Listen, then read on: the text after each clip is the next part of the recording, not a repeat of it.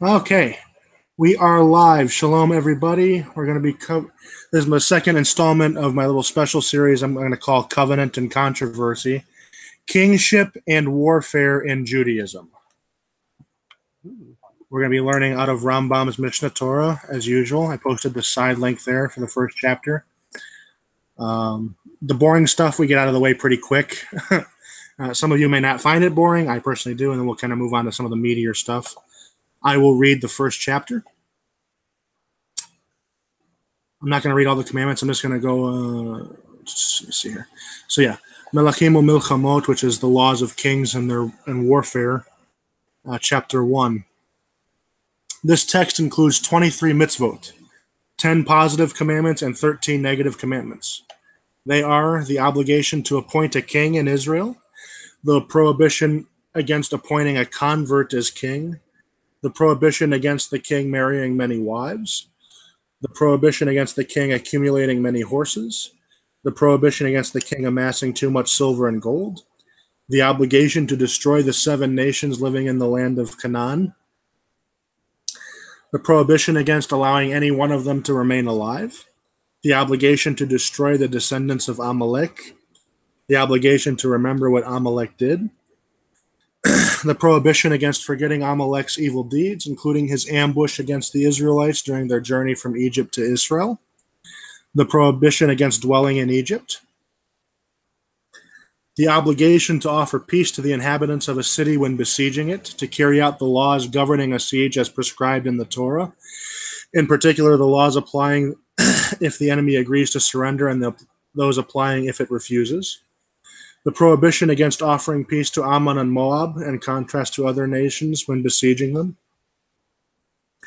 the prohibition against destroying fruit-bearing trees during a siege, the obligation to set up a latrine outside an army camp, the obligation to carry a spike to dig with, the obligation to anoint a priest to speak to the troops in the event of war,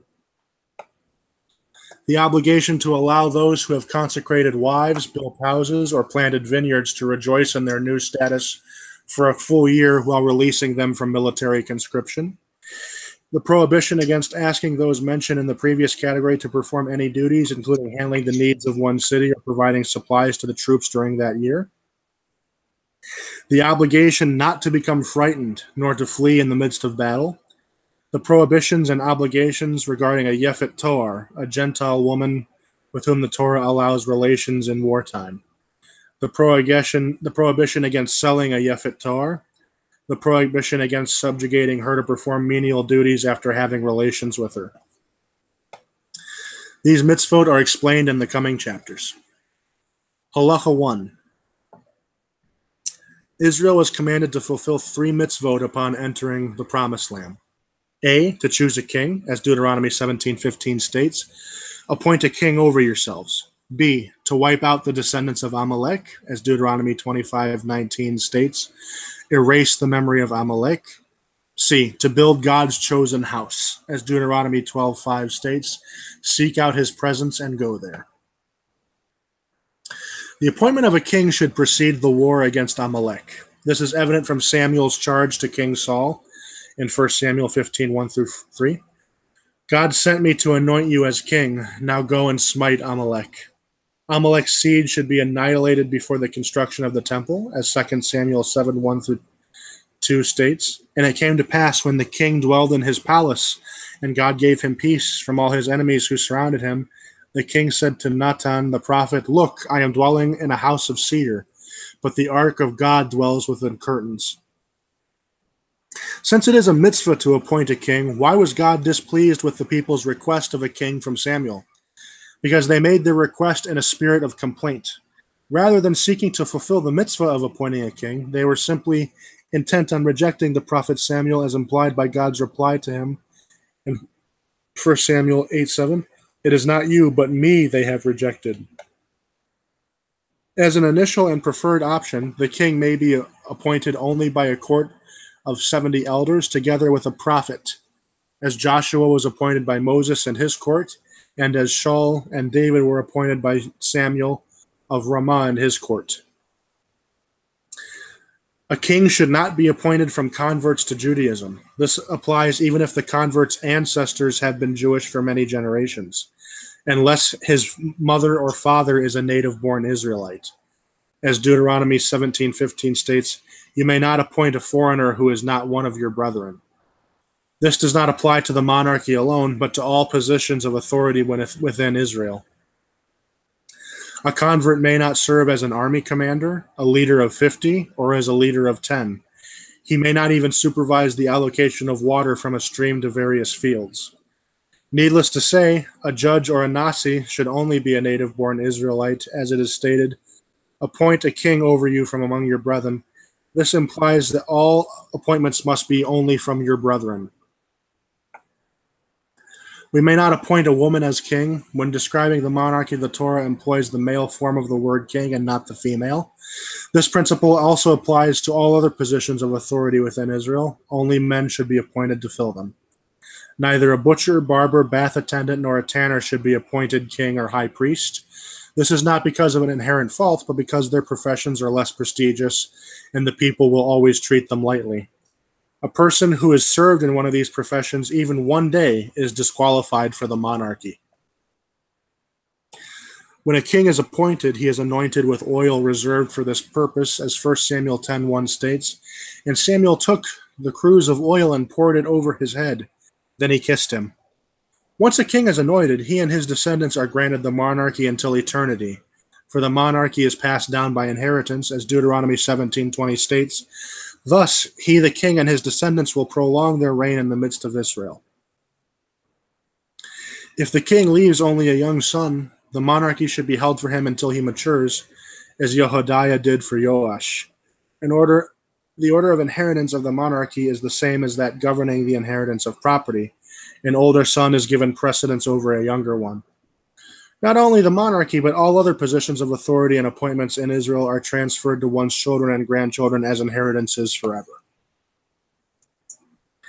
The above applies if the knowledge and the fear of God of the son is equivalent to that of his ancestors. If his fear of God is equivalent to theirs but not his knowledge, he should be granted his father's position and given instruction.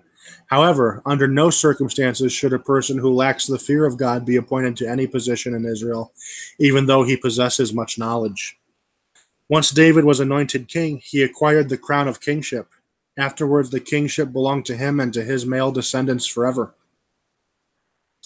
As 2 Samuel 7:16 states, "Your throne shall be established forever." Nevertheless, his acquisition of the monarchy was conditional, applying only to the righteous among his descendants. As Psalms 132:12 states, "If your children will keep my covenant, their children shall also sit on your throne forever." Despite this condition, God assured David that the monarchy would never be taken away from his descendants forever, as Psalms 89:31-38 states, "If his children will forsake my Torah and cease walking in my statutes, I will punish their transgressions with the rod and their sins with plagues. Nevertheless, I will not utterly remove my grace from him. His throne shall be established forever." If a prophet appoints a king from any other tribe of Israel, and that king follows the path of Torah and mitzvot and fights the wars of God, he is considered as a king, and all the commandments associated with the monarchy apply to him.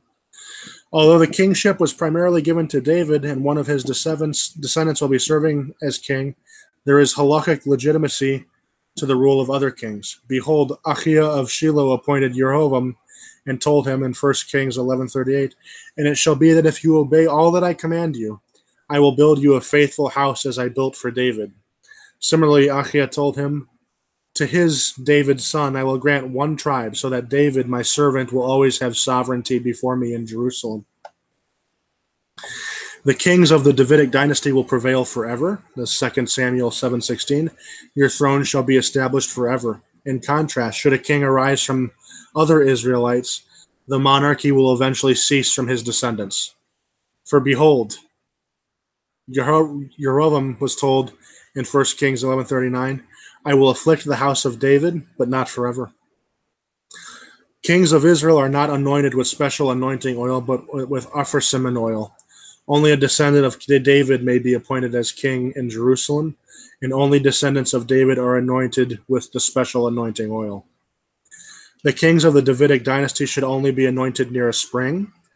A son who succeeds his father as king is not anointed unless he assumes his position amid a dispute over the inheritance or during a civil war. Under these circumstances, he should be anointed in order to remove all disagreement. Therefore, they anointed Solomon because of the claim of Adoniyahu, Jehoash, and because of the usurpation of Athaliah, and Joachaz, because of the claim of his brother Jehoiakim. Okay, that's chapter 1. A little dry, maybe. Anybody have anything? Questions, comments, concerns, complaints? What is a Nasi? The Nasi, Hebrew Nasi means prince. That's the title given to the head, the president of the Sanhedrin, the court.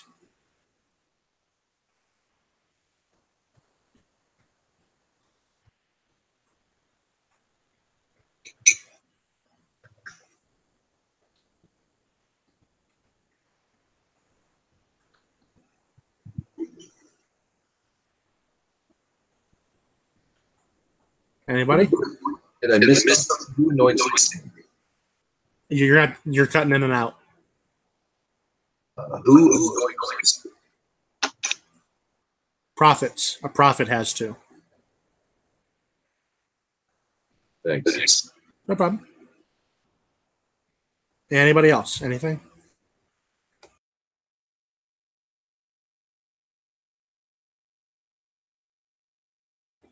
Anybody at all?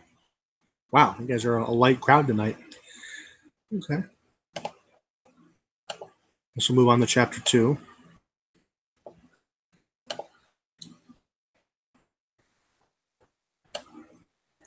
Shoot. I'm sorry, Jack. Oh, no. No, I didn't know I was muted, so I'm getting No, it happens to the best of us. I'm getting feedback. No, what I was asking, what I did have a question, is the anointing oil like a special blend, or is it just oil set aside? It's oil set aside for that purpose. Okay, so there's nothing special about it other than that it is set aside. Correct. Okay.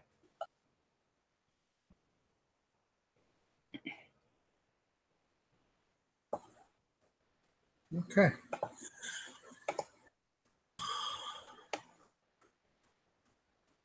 Chapter 2. The king must be treated with great honor. We must implant awe and fear of him in the hearts of all men. The command, Deuteronomy 17:15, appoint a king, implies the obligation to be in awe of him. We may not ride on his horse, nor sit on his throne, use his scepter, wear his crown, or use any of his utensils. When he dies, they should all be burned for his bier. Similarly, only another king is allowed to make use of his servants, maids, and attendants. Accordingly, Avishag was permitted to Solomon, but prohibited to Adoniyahu. However, a king's wife is forbidden to share intimacy with another person forever. Even another king may not marry a king's widow or divorced ex-wife. It is forbidden to observe him when he is naked, while he is having his hair cut, while he is in the baths, or while he is drying himself afterwards. He may not perform chalitza, for concerning that ritual it is said, Deuteronomy 25:9, and she shall spit before him. That should be disrespectful to the king. Even if he desires to perform this mitzvah, he is not given the opportunity because a king's honor must be preserved, even though he is willing to forego it. Since he is not allowed to perform chalitza, he is not eligible to participate in yibum. Similarly, in the event of his death, since it is forbidden to initiate yibum with his wife, chalitza is also not performed for her. Rather, she must remain in her state of attachment forever. Even if one of his close relatives dies, he may not leave his palace. When he is served the meal of comfort, the entire nation should sit on the ground, and he should sit on a low couch. If he enters the temple courtyard, and he is of David's descendants, he may sit. For the only ones who may sit in the temple courtyard are kings of the Davidic dynasty, as 2 Samuel 7:18 states, and David sat before God. A king should have his hair cut every day. He should dress and adorn himself in attractive and impressive garments, As Isaiah 33:17 states, your eyes shall behold the king in his beauty. He sits on his throne in his palace and has a crown placed on his head. When he desires, the nation must present themselves before him. They should stand before him and prostrate themselves to the ground. Even a prophet must stand before the king and prostrate himself on the ground. As 1 Kings 1:23 states, behold, Nathan, the prophet, came before the king and prostrated himself before the king. However, a high priest need not come before the king unless the high priest desires to do so. The high priest need not stand before the king. Rather, the king stands before the high priest, as Numbers 27:21 states, and he shall stand before Eleazar the priest. Nevertheless, it is a mitzvah for the high priest to honor the king by having him seated and standing in his presence when he visits him. The king should only stand before him when he consults the Urim and Thummim. Similarly, it is a mitzvah for the king to honor students of Torah when they enter his presence. He should stand before the Sanhedrin and the sages of Israel and seat them at his side. Jehoshaphat, king of Judah, would follow this practice. Whenever even a student of a Torah scholar would come in, he would rise from his throne and kiss him and address him as my teacher and master. When does this above apply? When the king is alone in his palace. Then in private, before his servants, he should behave in this fashion. However, in public, before the people at large, he should not conduct himself in this manner. He should not stand before anyone. He should not speak gently and should address a person using his name alone in order that the awe of him will be implanted in everyone's hearts.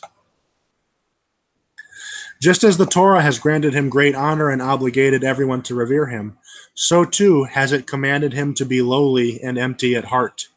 As Psalms 109:22 states, my heart is void within me. Nor should he treat Israel with overbearing haughtiness, for Deuteronomy 17:20 describes how he should not lift up his heart above his brothers. He should be gracious and merciful to the small and the great, involving himself in their good and welfare. He should protect the honor of even the humblest of men. When he speaks to the people as a community, he should speak as gently, as 1 Chronicles 28:2 states, listen, my brothers and my people. Similarly, 1 Kings 12:7 states, if today you will be a servant to these people. He should always conduct himself with great humility. There is none greater than Moses, our teacher. Yet he said in Exodus 16:8, what are we? Your complaints are not against us. He should bear the nation's difficulties, burdens, complaints, and anger as a nurse carries an infant. Psalms 78:71 refers to the king as a shepherd to pasture Jacob, his nations. The prophets have described the behavior of a shepherd in Isaiah 40:11. He shall pasture his flock like a shepherd. He shall gather the lambs with his arm and carry them in his bosom. And that's the end of chapter 2. That was a shorter one. That's awesome. What's that? That's awesome. We've talked about this before. Chalitza. Yeah, Yibum and Halitza. I probably should give that a little Reader's Digest. So Yibum is when a married man dies, and he has a brother that's not married. Oh. The brother that survives is obligated to marry his widow and have children with her, so that the deceased brother's name his line doesn't end. His name doesn't end. A king is not allowed to do this because the rituals involved are kind of immodest in a certain way, and he's not allowed to participate whatsoever. So basically, if a king were to die, even if he had a brother, the brother could not partake in this. Like his wife would have to remain a widow basically forever, which is unfortunate. But Yeah, no kidding. I can understand the first year after his death because that would prove she's not pregnant. mm-hmm. Wow. What is the Urim and the Thummim? They're two garments that the high priest had to wear. They're it's hard to explain in English what that means. When he consults. They were the shoulder. They weren't the shoulder plates that held the chest plate. Yes.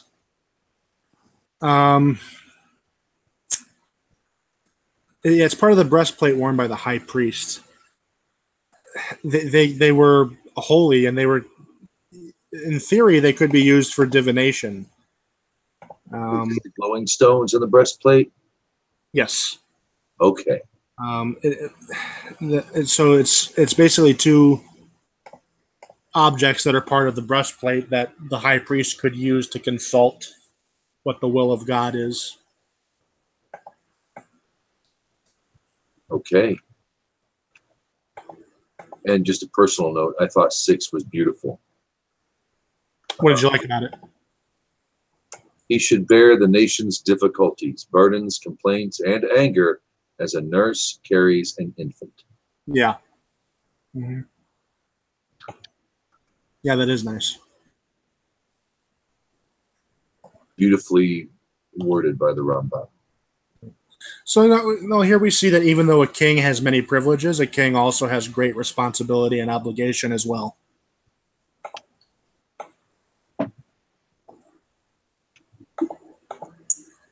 Anybody?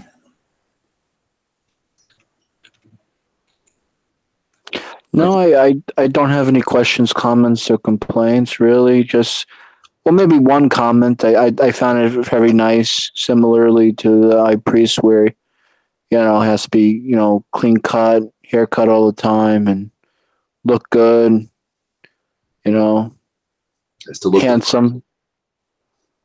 Right? Yeah, he has to look the part. Yeah, sure.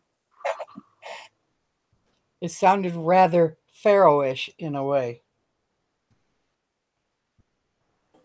Yeah, I mean, Or a little like Joseph, No, like Pharaoh. trying to put a little spin to it. Not Pharaoh, but Joseph. Joseph was beautiful too when he was adorned. well, the king has to have the public respect. He has to look spiffy. Mm-hmm. But I was more meaning along where no one can see him take a bath and he has to do this and do that and everything else, whereas Pharaoh was the same way. Yeah. Well, to be fair, this is not unique to a king. You're not really allowed. You're not supposed to watch anybody take a bath. Well, I know, but Especially a king, I guess. Gotta let King David know that you can't watch people bathe. Yeah, you caught that too, didn't you, John? Well, I mean, look, that story of David watching, the whole lesson of that story, there's many lessons of that story, but I think the takeaway is King David sees a beautiful, hot woman bathing naked on a roof, and the first thing he thinks of, okay, how can I get her husband killed so I can get with her? The lesson of this is that men have not really changed that much in 3,000 years.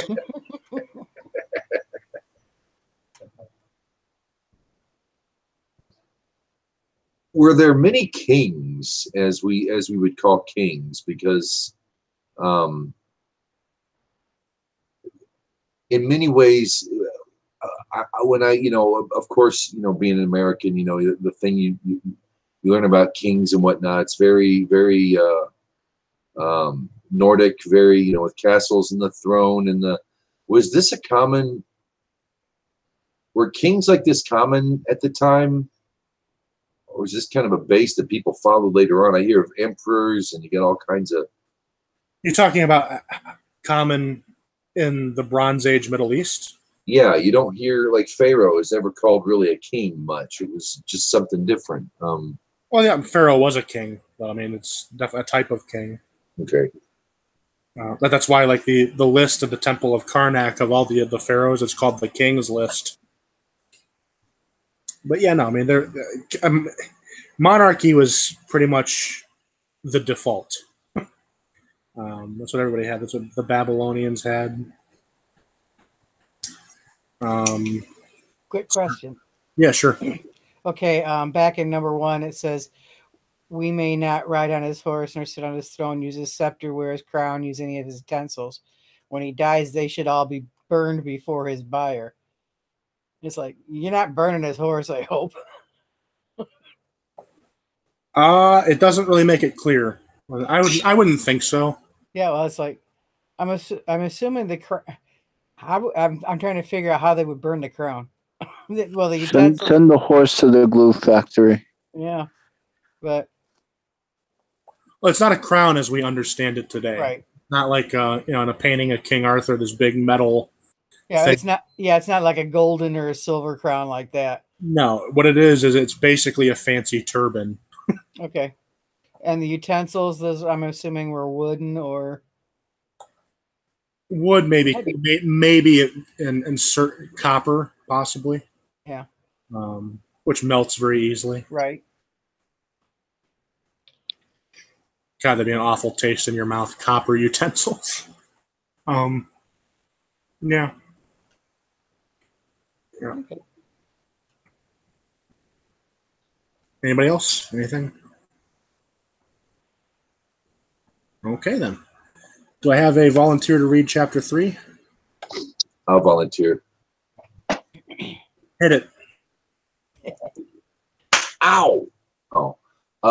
During a king's reign, he must write a Torah scroll for himself in addition to the scroll which was left to him by his ancestors. A court of 71 elders should check this scroll by comparing it to the Torah scroll kept in the temple courtyard. If his ancestors did not leave him a Torah scroll or that scroll was lost, he must write 2 Torah scrolls. One whose writing he is obligated, as is every individual Israelite, and which he places in his treasury. The second should not move from his presence except when he enters a lavatory, the baths, or other places in which it is not fit to read the words of Torah. When he goes to war, the scroll should accompany him. When he returns, it should accompany him. When he sits in judgment, it should be with him. When he dines, it should be opposite him, as Deuteronomy 17:19 states. It should accompany him, and he should read it all the days of his life. 2. He should not amass many wives. Deuteronomy 17:17. The oral tradition states that he may take no more than 18 wives. Who's a guy? The figure 18 includes both wives and concubines. If he takes an additional wife and has relations with her, he is punished with lashes. May divorce one of his wives and marry another instead of the one he divorced. 3. He may not accumulate many horses, only that what is necessary for his cavalry. It is even forbidden for him to have one additional horse to run before him, as is customary done by other kings. If he adds an additional horse, he is to be lashed. 4. He may not amass silver and gold to keep in his personal treasury in order to boost his pride or allow him to glorify himself. Rather, he may collect only what is necessary to pay his soldiers, servants, and attendants. Any gold and silver which he does not accumulate should be given to the temple treasury to be kept there in readiness for the needs of the community and their wars. It is a mitzvah to accumulate such treasure stores. The prohibition is only against amassing personal wealth in his own treasure houses. As Deuteronomy 17:17 states, he shall not amass for himself. Should he amass personal wealth, he is to be lashed. 5. The king is forbidden to drink wine to the point of intoxication. As Proverbs 31:4 states, it is not for kings to drink wine. Rather, he should be involved with Torah study and the needs of Israel by day and by night. As Deuteronomy states, it should accompany him, and he should read it all the days of his life. 6. Similarly, he should not be overly indulgent in his relations with his wives. Even if he only has one wife, he should not constantly be with her, as is the practice of fools. As Proverbs 31:3 states, do not give your strength to women. When the Torah forbade the king from accumulating many wives, its emphasis was that his heart not go astray. As Deuteronomy 17:17 warns, lest his heart goes astray. His heart is the heart of the entire congregation of Israel. Therefore, the verse commanded to him to have it cleave to.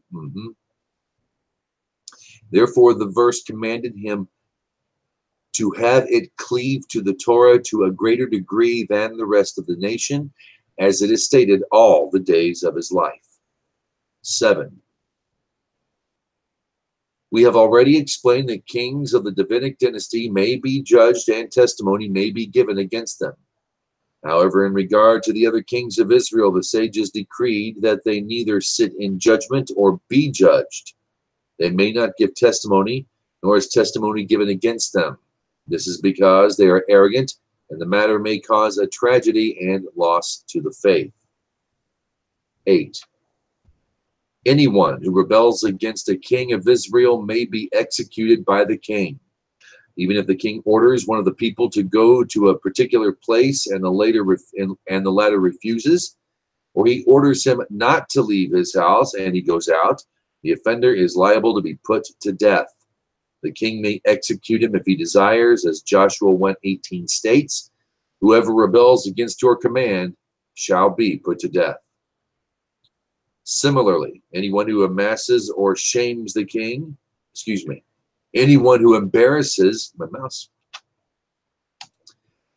anyone who embarrasses or shames the king may be executed by the king, as was Shimi ben Gera. The king may only execute people by decapitation. He may also imprison offenders and have them beaten with rods to protect his honor. However, he may not confiscate property. If he does, it is considered theft. 9. A person who negates a king's command because he was occupied with mitzvah, even a minor one, is not liable. Whose words should have precedence in case of conflict, the words of the master or the words of the subject. Needless to say, if a king decrees that a mitzvah should be negated, his words should not be heeded. 10. A murderer against whom the evidence is not totally conclusive, or who was not warned before he slew his victim, or even one who was observed by only one witness, and similarly, an enemy who inadvertently killed one of his foes, the king is granted license to execute them and to improve society according to the needs of the time. He may execute many on one day, hang them, and leave them hanging for many days in order to cast fear into the hearts and destroy the power of the wicked of the earth. Thus ends chapter 3.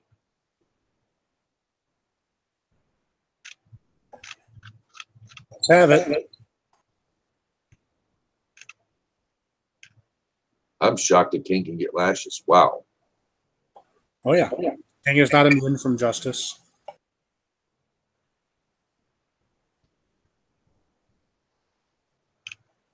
See, that's almost unheard of. Okay, question. When he divorces his wives and marries another one, does that what you said back in the first chapter apply to the divorced wives as well? Yes. Wow. So just out of spite, he doesn't like when he divorces her and she's got to be celibate for the rest of her life? Pretty much. Damn. Now we know where nuns came from. Well, I mean, the assumption isn't that is pretty much that the king would not be such a shitbag that he would divorce someone just to be spiteful. If you're a guy who's allowed to have up to 18 wives, if you really get sick of one, just keep her in the back room of the palace. You don't need to divorce her, but you don't have to really spend time with her either. I mean, I can't imagine having 18 wives. I can't stand the one mother-in-law I have. Well, you could have her killed if you're a king, so hey. Good to be the king. Yeah, there you go. And how would he amass treasure for himself? That's what. So if they went, so if if they go to war, he gets a portion, like everybody else does, and he has to turn his portion. I'm not clear on that. He has any personal wealth beyond the needs of his kingdom. Any wealth the king accumulates goes to the nation. Right. He doesn't need personal wealth. His needs are already taken care of. Correct. And then some. That's why I don't understand why they said his personal treasury. his personal money. It's his personal anything. He's not really allowed to have a personal treasury.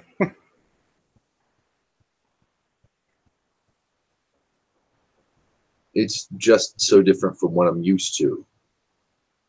He accumulates wealth, but then he pays people. I mean, I know people have to eat, and I'm sure it's been done, but you just don't think of a king like this. This is not your run-of-the-mill king we're talking about here.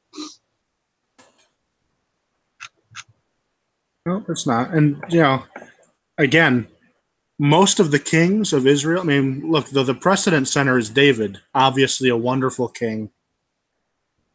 Most of his descendants who sat on the throne were not wonderful people. We're not just rulers. We're not pious people. We're not righteous. Of course, there are exceptions. Hizkiah or Hezekiah, wonderful king. Josiah, wonderful king. Most were not. Most were pretty terrible. And some were even, I would call, evil. So this is a lot to live up to. And even David did not always live up to it, but he was by far and above the best. So it's an exacting standard.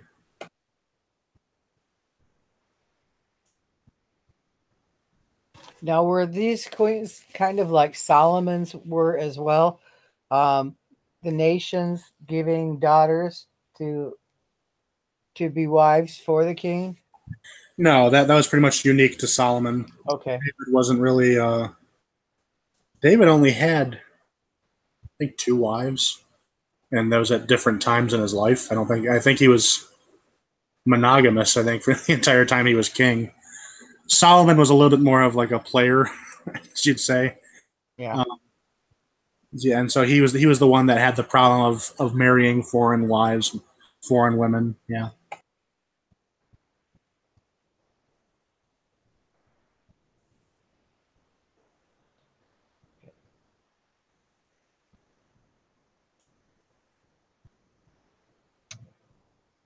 Might seem like a silly question. How did were the laws of the kings prepared before Israel had a king, or were these laws put in, or were these laws? I mean, I see when they're quoting, obviously from the written Torah. Is this from that, from Moses? Did this come down, or did they figure this out later? So some of them, most of them are mitzvot deraita. They're mitzvahs from the Torah. Some of them are later enactments by the Sanhedrin. So not all of these rules would have been in place in King David's time, but many of them were. I think some of them were added as rabbinic enactments just to, as kind of like a precedent center to keep the kings in line. Okay.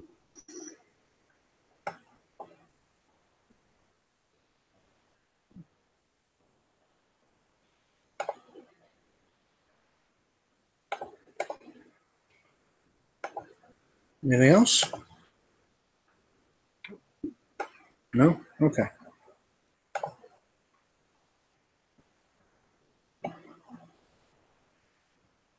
All right. Chapter 4. The king is granted license to levy taxes upon the nation for his needs or for the purpose of war. He may also fix a duty on merchandise. It is forbidden to avoid paying this duty. The king has the right to decree that if someone does not pay these duties, his property will be seized or he will be killed. These laws are derived as follows. 1 Samuel 8:17 states, "You will be servants to him the king." Previously, Deuteronomy 20:11 states, "They shall be subject to your levy, and they shall serve you." From this association, it is derived that the king may levy taxes and fix duties. The statutes that he establishes in these and related matters are accepted as law, for all the matters mentioned in the biblical passage concerning the king are rights to which the king is entitled. He may also send throughout the territory of Eretz Yisrael and take from the nation valiant men and women of war and employ them as soldiers for his chariot and cavalry. Similarly, he may appoint them as his bodyguard and his footmen to run before him, as 1 Samuel 8:11 states, "He shall place among them his charioteers and his horsemen, and they shall run before his chariots." He may also take the choicest of them to be his servants and attendants, as it states, "He shall take your finest young men to do this work." Similarly, he may take all those that are necessary for him from the nation's craftsmen and employ them to do his work. He must pay their wages. He must also take all the beasts, servants, and maids that are necessary for his tasks. He must pay their hire or their value, as it states, "He will set them to plow his grounds and to reap his harvest, to make instruments of war and gear for his chariots." He will take your servants, your maids, your finest young men, and your donkeys to do his work. Similarly, he may take wives and concubines from the entire territory of Eretz Yisrael. The term wives implies women who were married with a ketubah and kedushin, concubines, women who were not given a ketubah and kedushin. With the act of yichud alone, the king acquires her, and relations with her are permitted him. A commoner is forbidden to have a concubine. The only similar relationship is the union with a Hebrew maidservant after she has been designated by her master. The king may make the concubines which he takes to his palace cooks, bakers, and perfumers, as 13 states. He will take your daughters to be perfumers, cooks, and bakers. He may force those who are fit to serve as officers, appointing them as leaders of thousands and leaders of fifties. As it states, he shall appoint them as leaders of thousands and leaders of fifties for himself. He may take fields, olive groves, and vineyards for his servants when they go to war, and allow them to commandeer these places if they have no source of nurture other than them. He must pay for what is taken. This is stated in 14. He shall take your good fields, vineyards, and olive groves and give them to his servants. He is entitled to a tenth of the produce of the seed and the orchards and the newborn beasts. As 16, 17 states, he will take the tenth of your seed and your vineyards. He shall take a tenth of your sheep. The Messianic king may take 13th portion of all the lands conquered by Israel as his own. This will be an allotment for him and his descendants forever.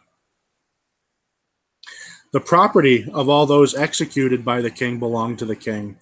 Similarly, all the treasures belonging to the kings of the kingdoms which he conquers become the property of the king. In regard to the other spoil which is taken, the soldiers may take spoil. Afterwards, they must bring it to the king. He is entitled to 1/2 the spoil. He takes this portion first.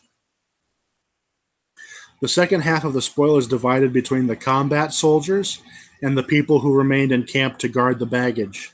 An equal division is made between them, as 1 Samuel 30:24 states, "The portion of those who go down to the battle will be as the portion of those who stay with the baggage. They shall divide equally." All the lands that he conquers belong to him.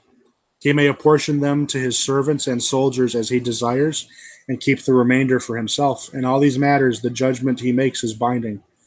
In all matters, his deed shall be for the sake of heaven. His purpose and intent shall be to elevate the truth, faith, and fill the world with justice, destroying the power of the wicked and waging the wars of God. For the entire purpose of appointing a king is to execute justice and to wage wars, as 1 Samuel 8:20 states. Our king shall judge us, go out before us, and wage our wars. Thus ends chapter 4. Okay, I gotta ask, what's the bit with the king getting concubines? And a commoner can't. So what? Yeah. Well, that's the Rambam's opinion. Okay. That's the Rambam's opinion. There are other sources that disagree with it. In fact, there are people. I know someone today, as in right now, 2018, that has a concubine, and he's definitely not a king. So. When you think concubine, is that like a mistress? Could you say, is that a nice way of saying? Or common law wife. That's better. Yeah. I was trying to think what's the nice term for side hoe.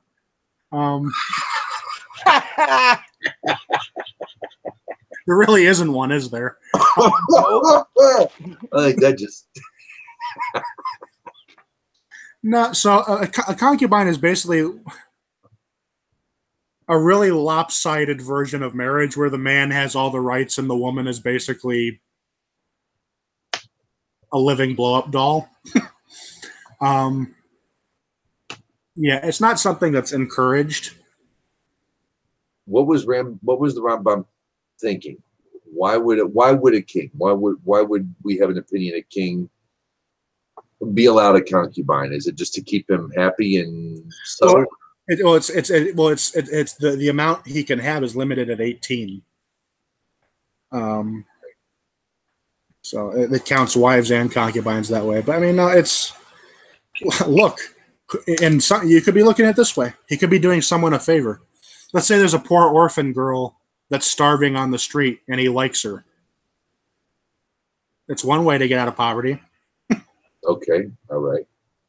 So yeah, I was going to ask if it was like, is there kind of an Evid kind of relationship that could be that way as well, or no? no, it's not a slave or a servant. The concubine still has some rights. That's not really discussed in this portion of the Mishnah Torah or anything. But like you still have to like you can't just like use her and leave her. Like you have to provide for her material needs. You have to feed her, clothe her, that type of thing.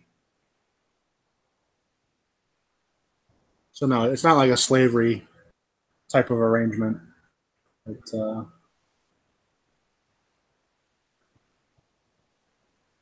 But yeah, no, the king is allowed to have concubines.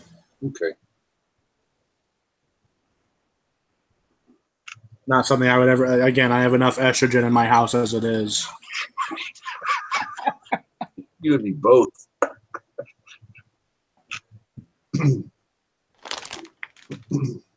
I can never understand these people, like these fundamentalist Mormons, like, oh, I have 18 wives. Why? Yeah. Like, if you weren't an alcoholic before. He's a sex fiend. Yeah, well, among other things. I think you have to be a masochist and hate yourself to want many people under one roof.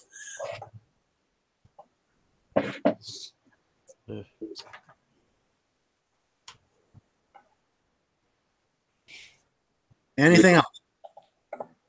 I was going to ask if Rosalie was up for chapter 5. If not, I could read it. Oh, I can do it. It's not a problem. Okay. I can do it. Okay. Chapter 5, number 1.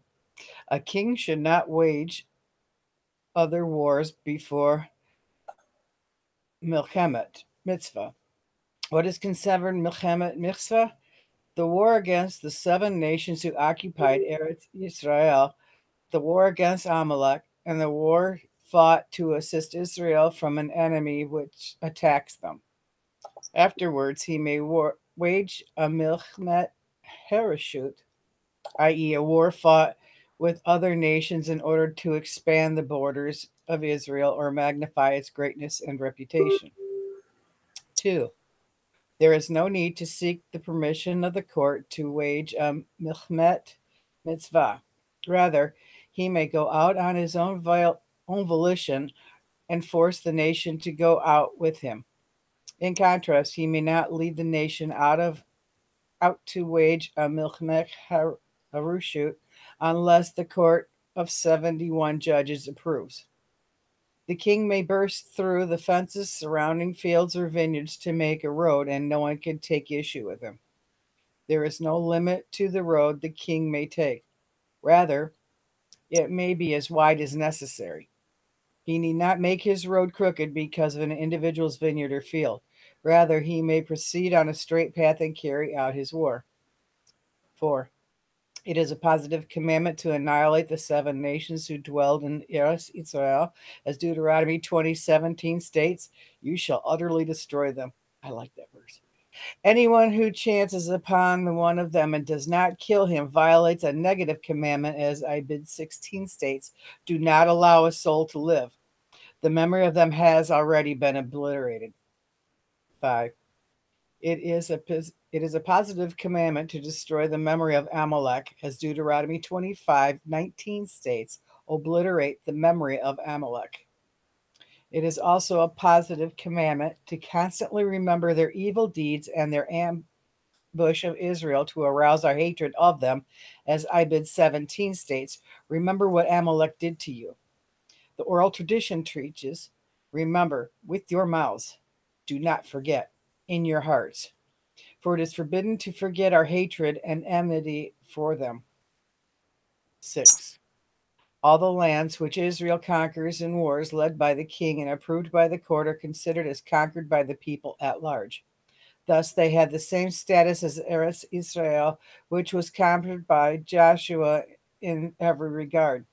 This only applies if they were conquered after the conquest of Eretz Israel as described in the Torah. 7. It is permitted to dwell anywhere in the entire world with the exception of the land of Egypt.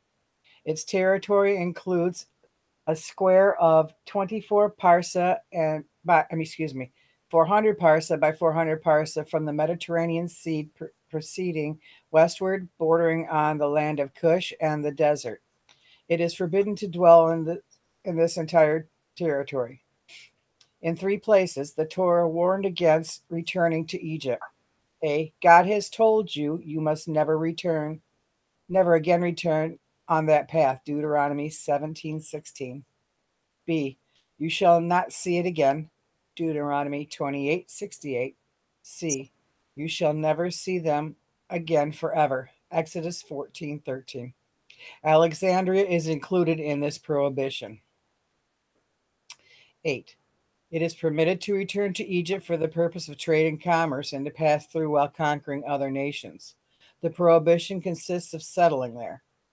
Lashes are not given as punishment for the violation of this prohibition because at the time one enters, there is no prohibition. Should he decide to settle there, there is no deed involved. It appears to me that if a king of Israel would conquer the land of Egypt with the approval of the court, it would be permissible to settle there. The prohibition against returning was only given to individuals or to dwell there while it is under the rule of the Gentiles, for their behavior is more depraved than that of the peoples of other lands, as can be inferred from Leviticus 18:3. Do not follow the ways of Egypt. 9. It is forbidden to leave Eretz Israel for the diaspora at all times except to study Torah, to marry, or to save one's property from Gentiles. After accomplishing these objections, one must turn to Eretz Israel. Excuse me just a second.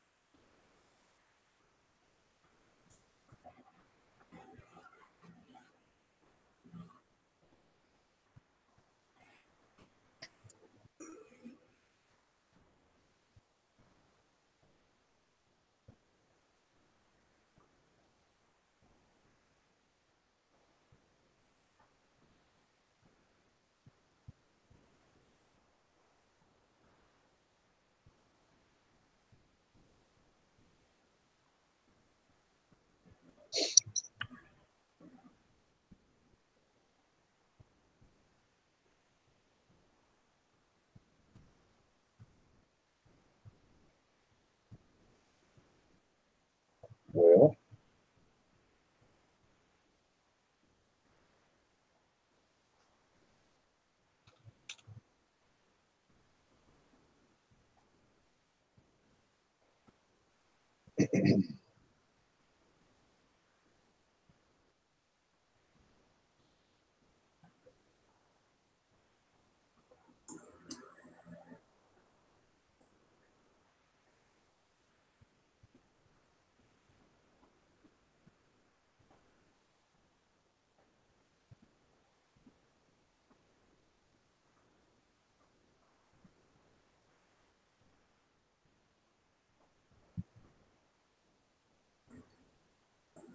would you like me to finish the?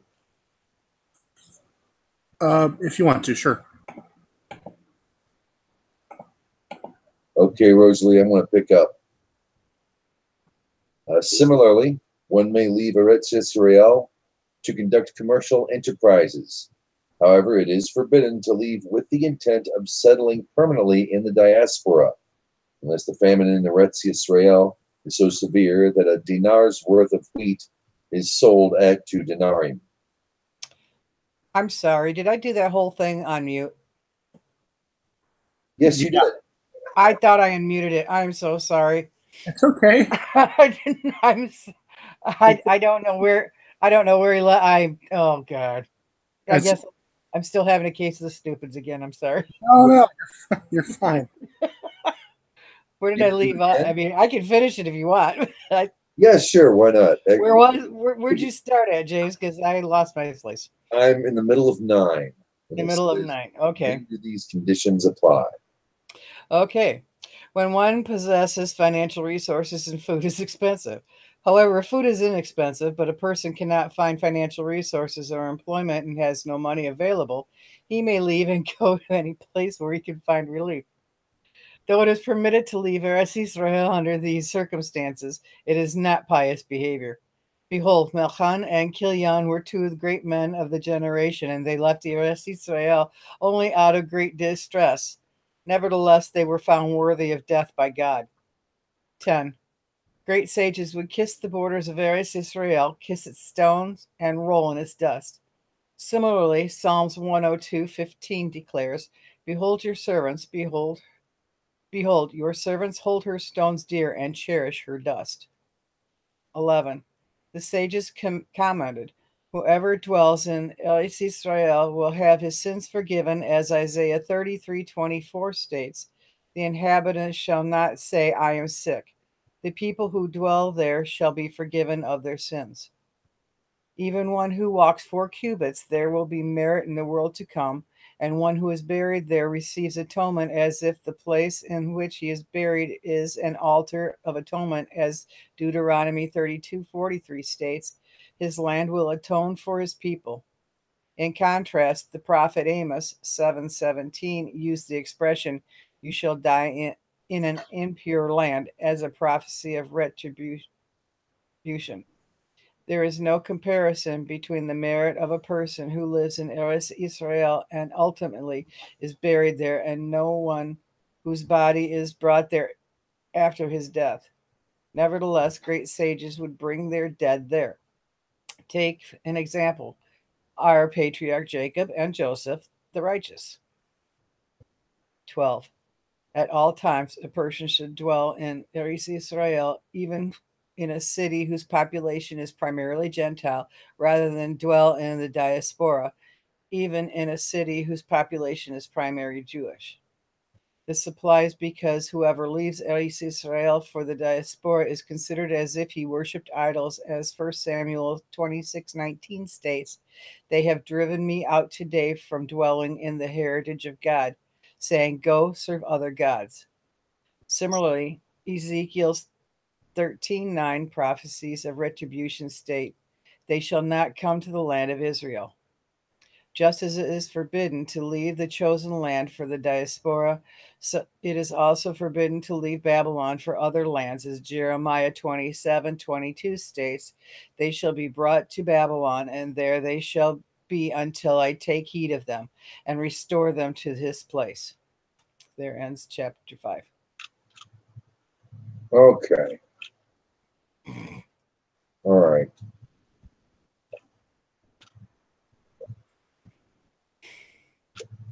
Where's the diaspora first brought up? Hang on.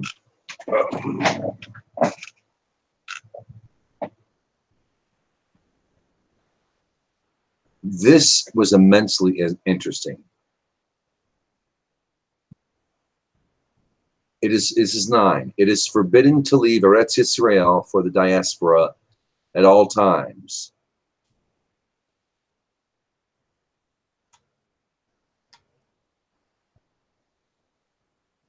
Mm-hmm. Now, so it was forbidden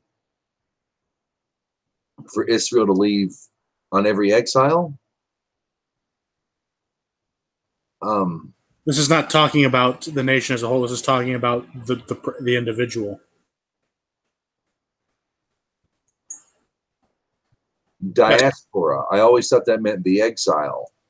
No, the diaspora are just Jewish communities that live outside of Israel. Some of that can be from exile, some of that could be from immigration. Okay. Yeah, so it's not good to be in New York or Los Angeles. No, So once you move to Israel, you stay. you're supposed to. Supposed to. Obviously, Jews who are born overseas are not liable for leaving. They didn't leave, they were born somewhere. It's not something they chose. But yeah, the ideal life is as a Jew is that you are supposed to live here.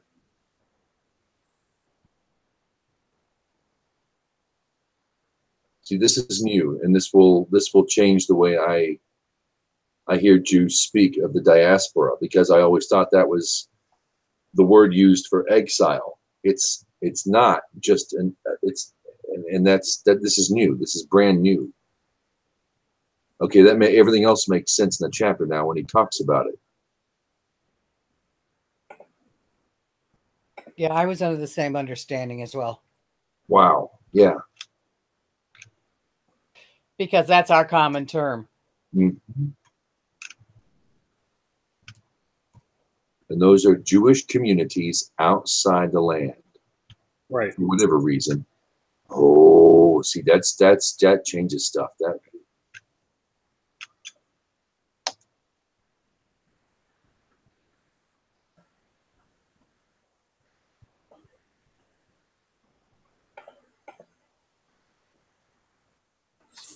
What does it change?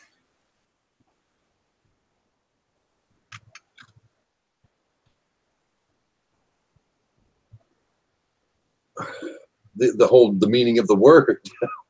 Now, it does. I mean, I guess it doesn't change any. I don't know.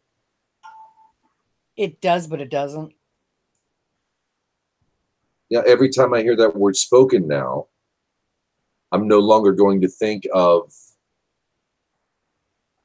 being. I mean, I guess I could say being forced to live outside of Israel, but I would have never known it was a specific. That this was about a community. These were about communities outside the land. You know what I'm saying? Rather than the whole planet being the area of the. And I guess it is, but to be specifically about sets of Jews, communities of Jews, towns of Jews. The Jewish diaspora just means Jews living outside of the land of Israel. There's an Armenian diaspora. There's a Greek diaspora. There's. Oh. It's Hotel California. Yeah. I mean, I think half of Armenia lives in California.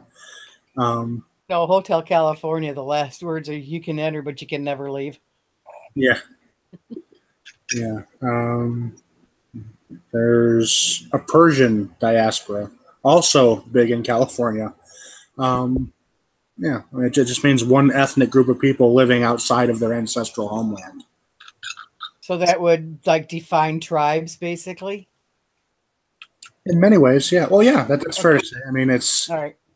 Any Lakota Sioux that are living outside of the Black Hills could be said to be part of the Sioux diaspora. Okay. Yeah. Right. Okay.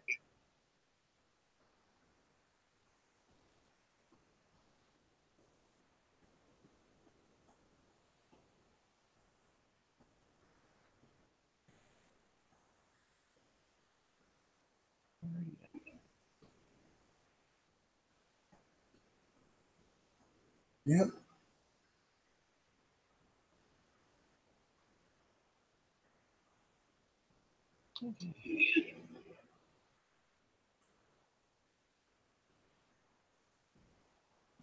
Was I on mute this whole time asking questions? Okay.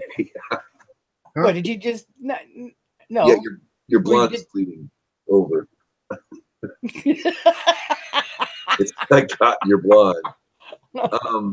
No, I'm not. Unfortunately, it says forbidden to leave Babylon for other lands. Jeremiah 27:22. They shall be brought to Babylon, and there they shall be until I take heed of them and restore them to this place. Right. Is it because Babylon was a king that enveloped, or because they recognized It's because that was the specific punishment. Oh, You're going to be taken off to this country to the east, as exiles, and you have to stay there for the entire time I've apportioned for you to be in exile. Okay. Okay, how does being ignorant of the land and everything? Why did he single out Alexandria? So, okay, I can tell you why. That's a little bit more of a historical anomaly. So, you're not supposed to go live in Egypt as a Jew. In the time of Maimonides, and the ironic part of all of this is, do you know where the Rambam lived most of his life and where he wrote this? In Egypt. But no. So why does he single out the Egyptian city of Alexandria? Because Alexandria in ancient times was kind of like the Dubai of the ancient world. It was a flashy city filled with very cosmopolitan, modern people. It was a very secular city, and a lot of Jews moved there. A lot of Jews did business there, things like that. So that's why he's singling out Alexandria for special opprobrium. they had the library of libraries at the time. That's what I always heard about Alexandria. Oh yeah, absolutely. Yep. Very learned. Mm-hmm. Well, Philo Judaeus, or Philo the Jew, he was a Jewish philosopher who wrote in the early first century. That's where he lived his entire life, Alexandria.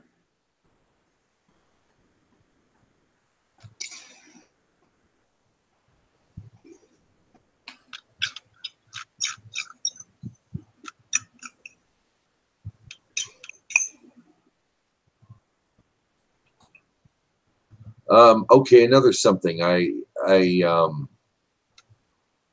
wipe out the memory of Amalek and then never to forget. Mm-hmm.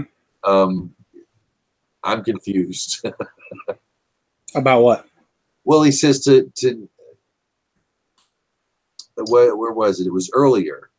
To wipe out the memory of Amalek, right? Okay, yeah. And it's obliterated in 5 of this chapter. Deuteronomy 25:19, obliterate the memory of Amalek, but then it says you're prohibited from Oh, I see. What you're getting. So you're not supposed to leave any physical trace of them alive. The only thing left to remember them is you. You have the obligation to remember why you destroyed them and why you turned them into nothing. Oh wow, a reverse Hitler. Yeah.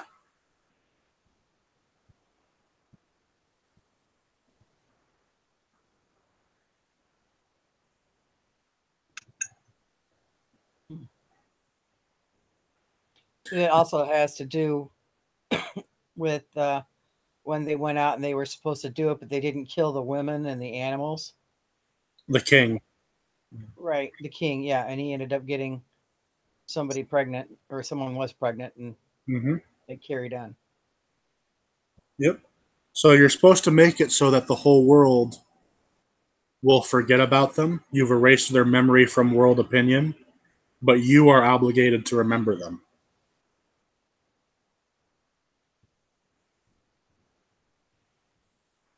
And to remember why and what they did.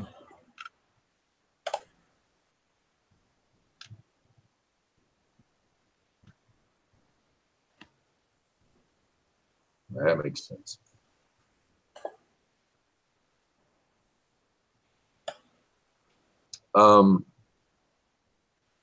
In annihilating the 7 nations, and then we also have before besieging a city, offer peace first. Does that count for the 7 nations in the land? Yes. Yep. In fact, there was one nation. Well, I mean, it's not the same dynamic. I mean, we're going to see here in the next chapters when you offer peace to generally anyone. In the land of Israel, you have to offer that they accept the Noahide laws and that they live in peace with you. With the case of the Canaanites, Joshua sent emissaries to their cities. Leave, just leave, and let us take the land, what is rightfully ours, and we won't wipe you out. And I can't remember which city did, but one did. One tribe of Canaanites left voluntarily. Oh, wow. Could we assume, since the Jebusites were around King David's time, that maybe they lived in peace? Oh, no. The obligation to destroy the Canaanites was never implemented in full. We see that even hundreds of years later. In the prophets, there are still Canaanites. In the New Testament, there are still Canaanites around. So they were never completely wiped out.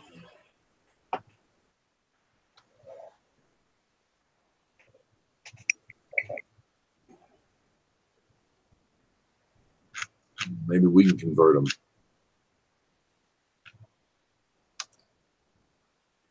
Well, Gibeonites were Canaanites that we allowed to stay, and they more or less became kind of, sort of part of us.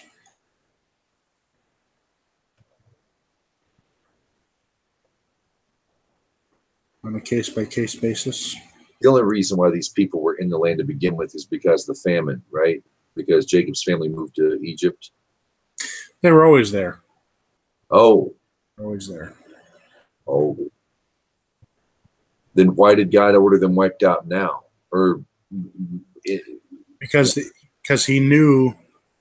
Here's the thing that's never really taught. Abraham and his family interacted with these people amicably. When they first arrived in the land, they got along with Canaanites fairly well.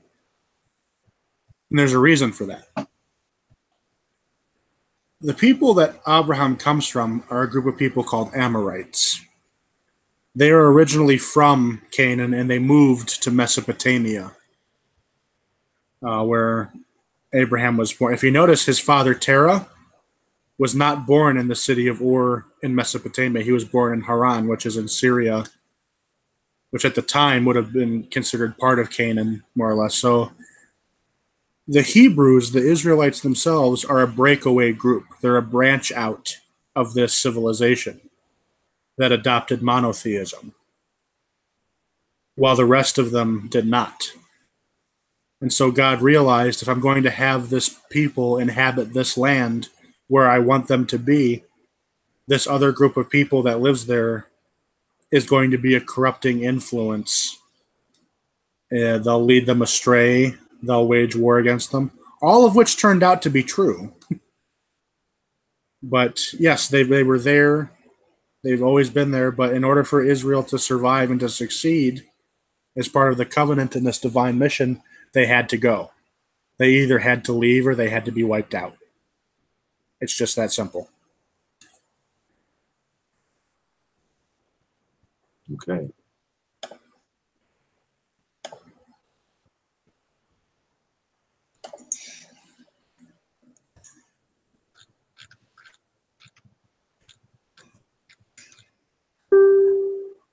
Okay.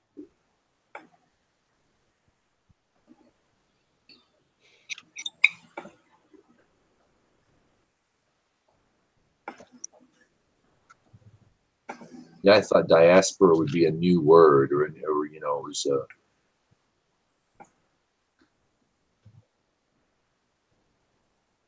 it's good to learn things. Mm-hmm.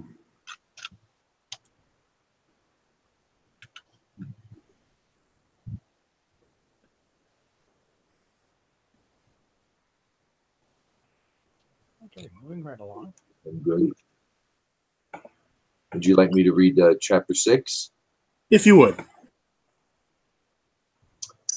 war, neither a melchemet harashut or a melchemet mitzvah should not be waged against anyone until they are offered the opportunity of peace. As Deuteronomy 20:10 states, when you approach a city to wage war against it, you should propose a peaceful settlement. If the enemy accepts the offer of peace and commits himself to the fulfillment of the 7 mitzvot that were commanded to Noah's descendants, none of them should be killed. Rather, they should be subjugated. As verse 11 states, they shall be your subjects and serve you. If they agree to tribute, but do not accept subjugation, or if they accept subjugation, but do not agree to tribute, their offer should not be heeded. They must accept both. The subjugation they must accept consists of being on a lower level, scorned and humble. They must never raise their heads against Israel, but must remain subjugated under their rule. They may never be appointed over a Jew in any manner whatsoever. The tribute they must accept consists of being prepared to support the king's service with their money and with their persons. For example, the building of walls, strengthening the fortresses, building the king's palace, and the like, as 1 Kings 9:15 through 22 relates. This is the tribute which Solomon raised to build the house of God, his own palace, the Milo, the wall of Jerusalem, and all the store cities which Solomon had. All the people that remained from the Amorites, upon them did Solomon lay a tribute of bond service until this day. In contrast, Solomon did not make bondsmen out of the children of Israel. They were men of war, his personal servants, his princes, his captains, the officers of his chariots and his horsemen. 2. In the settlement he offers, the king may propose that he is entitled to take half of their financial resources, or he may propose to take all their landed property and leave them their movable property, or to take all their movable property and leave their land. 3. It is forbidden to lie when making such a covenant, or to be untruthful to them after they have made peace and accepted the 7 mitzvot. 4. If they do not agree to a peaceful settlement, or if they agree to a peaceful settlement but refuse to accept the 7 mitzvot, war should be waged against them. All males past majority should be killed. Their money and their children should be taken as spoil, but neither women or children should be killed, as Deuteronomy 20:14 states. But the women and the children take as spoil. The children refer to males below the age of majority. The above applies to a Melchemet Harashut fought with other nations. However, if either the 7 nations or Amalek refuse to accept a peaceful settlement, not one soul of them may be left alive. As 20:15 through 16 states, do this to all the cities that are not the cities of these nations. However, from the cities of these nations, do not leave a soul alive. Similarly, in regard to Amalek, Deuteronomy 25:19 states, obliterate the memory of Amalek. How do we know that these commandments are only referring to those who did not accept a peaceful settlement? Joshua 11:19 through 20 states, there was no city which accepted a peaceful settlement with the children of Israel, except the Hivites? The Hivites who lived in Gibeon. Here we go. All the rest they conquered in battle. This was inspired by God, who strengthened their hearts to engage in battle against Israel, so they would be destroyed. For these statements, we can infer that a peaceful settlement was offered, but they did not accept it. 5. Joshua sent 3 letters to the Canaanites before entering the promised land. At first, he sent them, "Whoever desires to flee should flee." Afterwards, he sent a second message. Whoever desires to accept a peaceful settlement should make peace. Then he sent again, "Whoever desires war should do battle." If so, why did the inhabitants of Gibeon employ a ruse? Because originally, when they sent the message to them as part of all the Canaanite nations, they did not accept. They were not aware of the laws of Israel and thought that they would never be offered a peaceful settlement again. Why was the matter difficult for the princes of Israel to accept, to the point that they desired to slay the Gibeonites by the sword? I need to read that again. Why was the matter difficult for the princes of Israel to accept, to the point that they desired to slay the Gibeonites by the sword, were it not for the oath they had taken? Because they made a covenant with them, and Deuteronomy 7:2 states, "Do not make a covenant with them." Rather, the laws governing their status would have prescribed that they be subjugated as servants.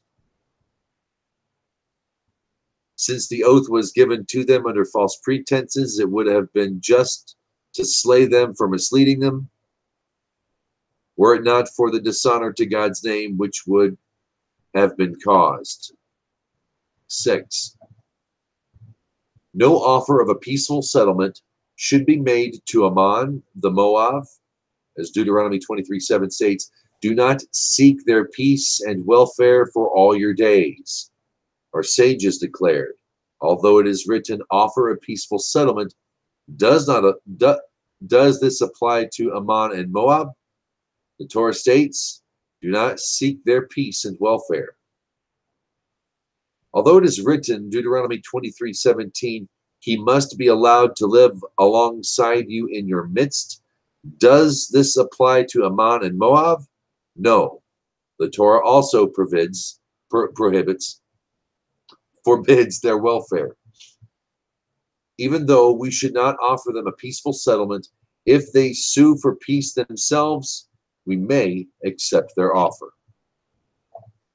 7.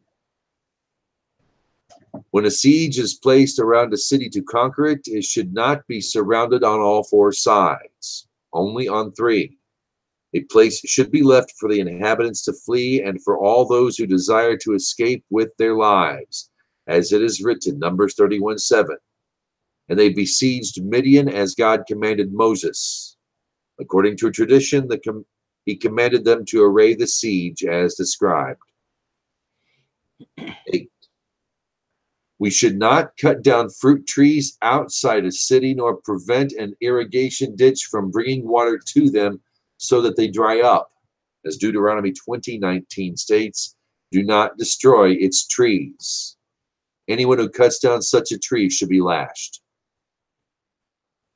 This does not apply only in a siege, but in all situations. Anyone who cuts down a fruit tree with a destructive intent should be lashed. Nevertheless, a fruit tree may be cut down if it causes damage to other trees or to fields belonging to others, or if a high price could be received for its wood. The Torah only prohibited cutting down a tree with a destructive intent. 9.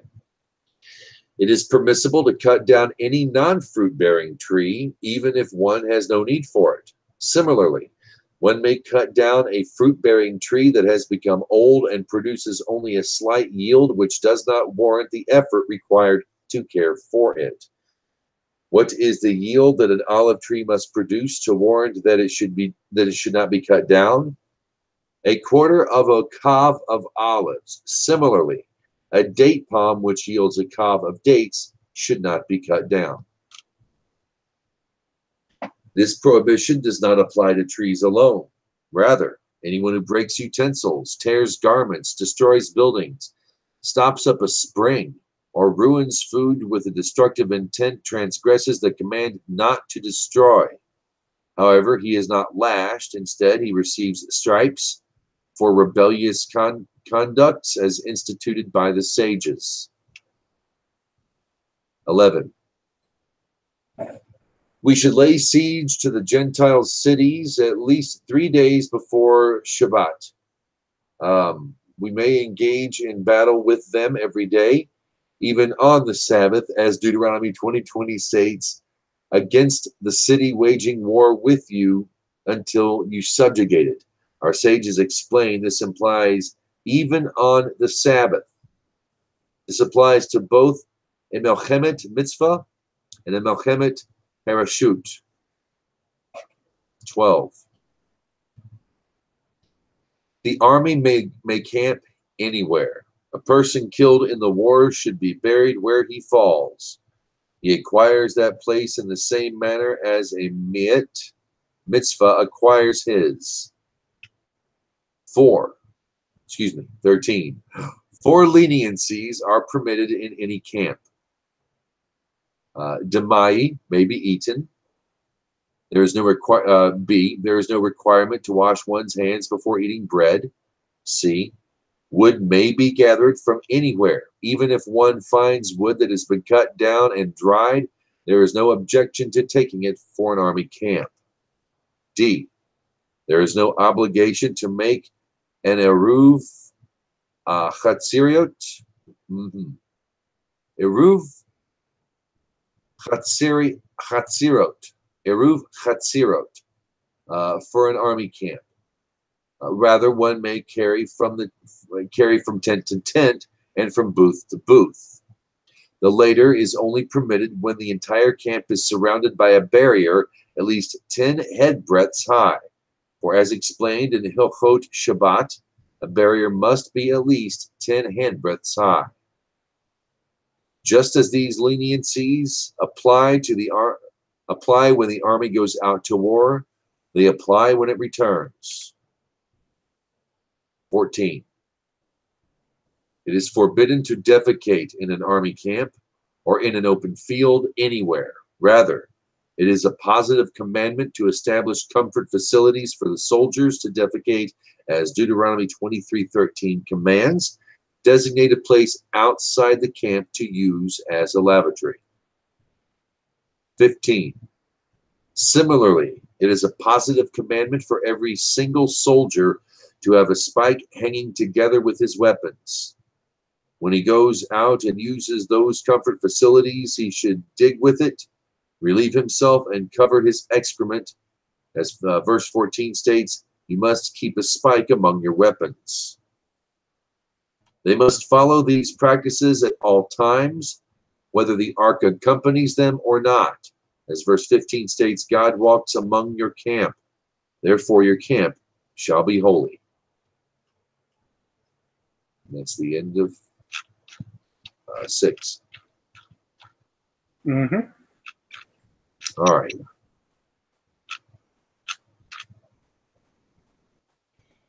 Melchemet Hasharut, Melchemet Mitzvah. Yes. What is the difference? A Milchemet Mitzvah is an obligatory war. It's a war if you've been attacked and the nation has to defend itself.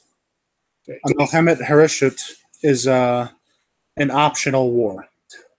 It's a war to reclaim lost lands or to expand the borders of the country or to make your neighbors fear you, basically, so they don't attack you in the future. This is not obligatory, and the Sanhedrin has to vote on it. The king just can't order people to war on that one. It's what's going on with the Palestinians right now, basically. Now, I would consider the conflict of the Palestinians to be a Milchemet Mitzvah, an obligatory war for defense. I'm sorry, you would or would not? I would. Okay.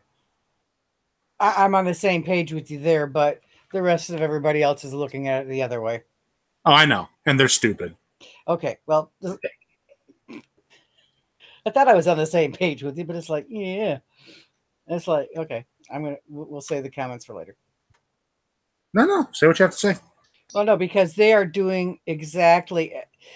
Everybody in the surrounding territories knows all of this, so they're using it against y'all because they and it's like, ugh, and it's just frustrating. Mm-hmm. Oh, yeah. Yes, it is. Okay, demai is what's set aside for a tithe. No. Demai. Okay, what is it? What this is basically saying are these leniencies that are allowed in an army camp when the nation has gone out to war or soldiers have gone out to war. Dame may be eaten. That's any meat with blood in it. You're allowed to basically when you go out to war, the laws of kashrut, what you are and are not allowed to eat, are suspended because it's recognizing that in wartime you have to keep your strength up, and you're not always necessarily going to have access to kosher food. Hmm. So you can eat whatever you come across. Basically, you can eat an animal that was not slaughtered properly. You can eat shellfish. You can eat pork if you have to. You can eat whatever you need to survive. That's what it's acknowledging. Eruv chatzirot. Yeah. So an eruv is something that encloses a community, so you can carry things on Shabbat within that community. Okay, thank you. If it what it's saying here is if the army camp has a small fence around it, you don't need an eruv. You can just carry on Shabbat between tents and between shacks as needed. So that would be like some people put up like a line around their properties and all this. Yeah, that's a modern concept that I Right. don't really accept, but that's Okay. yeah.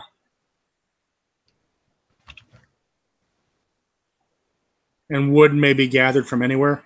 Basically, if you see pre-cut wood anywhere, you can take it.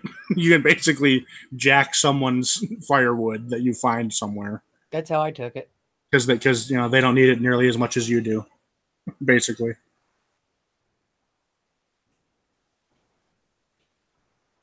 Good to know about the latrines. mm-hmm. I was a scout. I understand.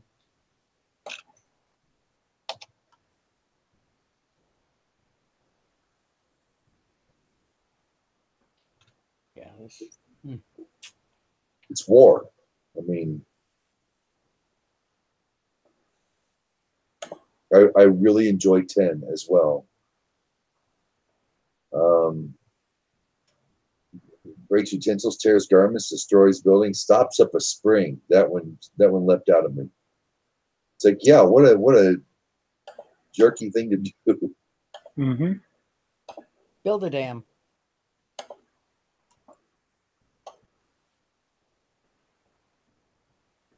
Yep. So yeah, you're not allowed to destroy fruit-bearing trees.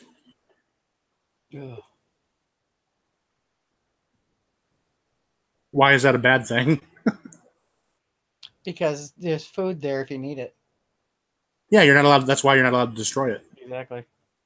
Yeah. And I'm assuming it said the difference between the was it a kav, KAV? I didn't Mm-hmm. when you're chopping down a tree or something. I'm assuming because a kav of olives would be more than a kav of dates due to size, correct? Yes. Okay. Size and weight. Yep. Okay. And what dimensions would that be? Would that be like a quart or a pint or Um, it's not much that I know. It's I'd have to look it up. It's not a measurement we actually use anymore. okay? Well, I was just curious on that. A quarter of a cob of olives. Let's see. Let's see here.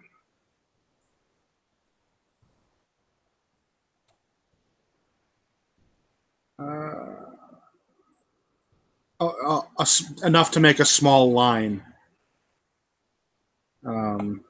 That's not real specific, but I have to go into better detail about that. Yeah, it's not much. Well, if it's a small line, and considering that a lot of things that they're using out there for dimensions would be a hand's breadth, so would it be from like say the palm of the hand to the tip of the middle finger, kind of? That would be a small line, or about 6 inches or something like that. Yeah, bigger for the men. I'm thinking probably even smaller. Okay.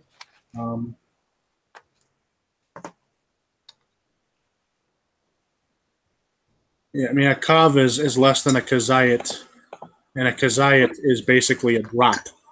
So, yeah, Okay. a drop of olive oil. Gotcha. So, yeah. So basically, just err on the side of caution and don't cut the damn thing down. Right. Right.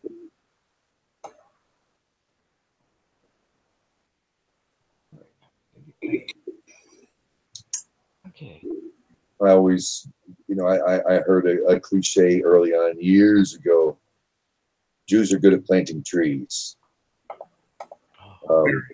And I always think about that when I hear, because it was the same thing in the Divine Code. Also says, you're prohibited from destroying a fruit tree. Yep, 100%. Well, Israel is the only country that finished the 20th century with more trees than existed in its territory at the beginning of the 20th century. The only one. Wow. We have a whole holiday centered around planting trees. Yep.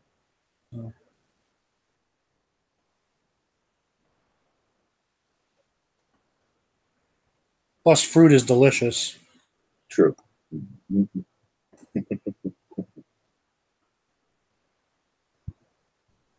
That's awesome. That's cool.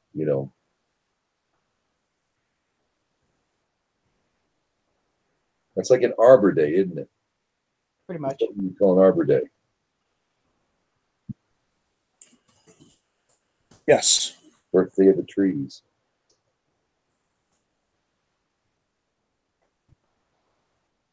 Well, good for y'all. Plant some more. Got to now. Well, there's a passage in the Talmud. Say you're on the outskirts of town planting a tree, and someone comes up saying, "The Messiah has arrived. The Messiah has arrived. Finish planting the tree, and then go greet the Messiah."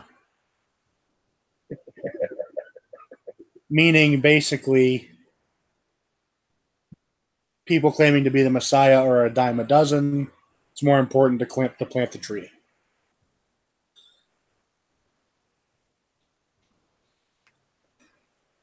That's pretty cool.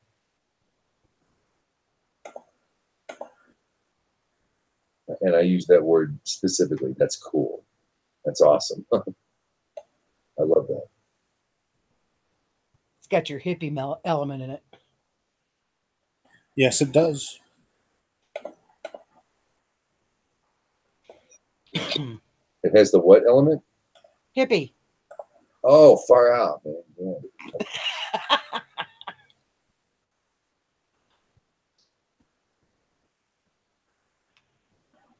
Alrighty then.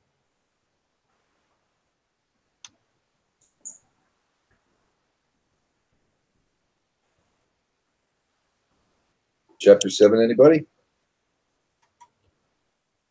I'll do it. Okay. In both a Melchemet Mitzvah and a Melchemet Hareshit, a priest is appointed to address the nation before the battle. He is anointed with the oil of anointment and is called the Meshuach Milchama. The Meshuach Milchama speaks to the nation twice.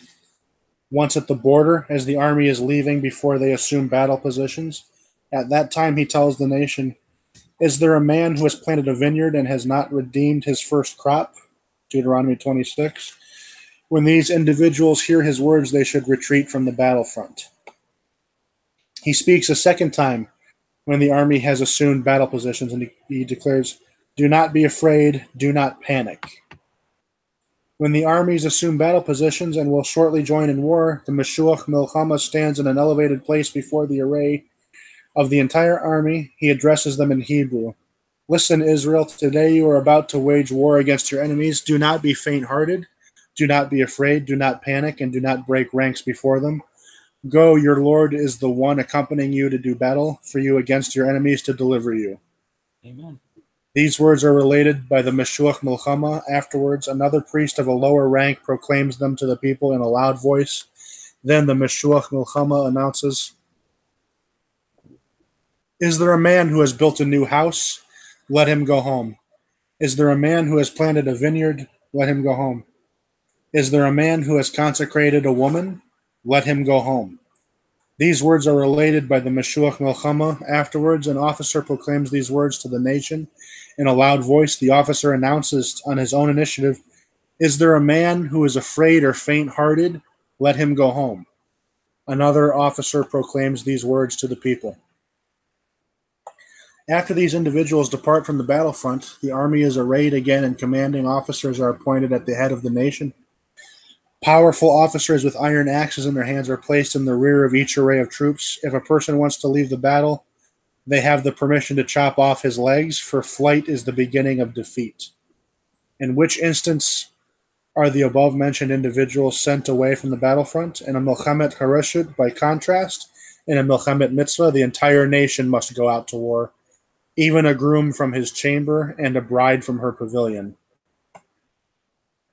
Those who leave the battlefield include a person who builds a house to dwell in, a barn for his cattle, a woodshed, or a storage house. A person who builds one of the latter is deferred because these structures are also fit for dwelling. Just as a person who builds a home is deferred from military service, so too one who buys a home, receives one as a present, or inherits one should also return from the front. However, one who builds a silo, a gatehouse, or an etc., a porch, or a house that is less than 4 cubits by 4 cubits, and similarly a person who steals a house does not return from the war. Just as a person who plants a vineyard is deferred from military service, so too, one who plants 5 fruit trees, even though they are 5 different species, receives a similar deferment. This applies to one who plants a vineyard, one who extends, one who grafts. The extensions and graftings must be significant enough to obligate the vine and orla, one who buys, one who inherits, and one who receives one as a present. However, one who plants 4 fruit trees or 5 trees that do not bear fruit, and similarly one who steals a vineyard, does not return from the battlefront because of it. Also, when a vineyard is planted by 2 partners, neither may return from the battlefront because of it.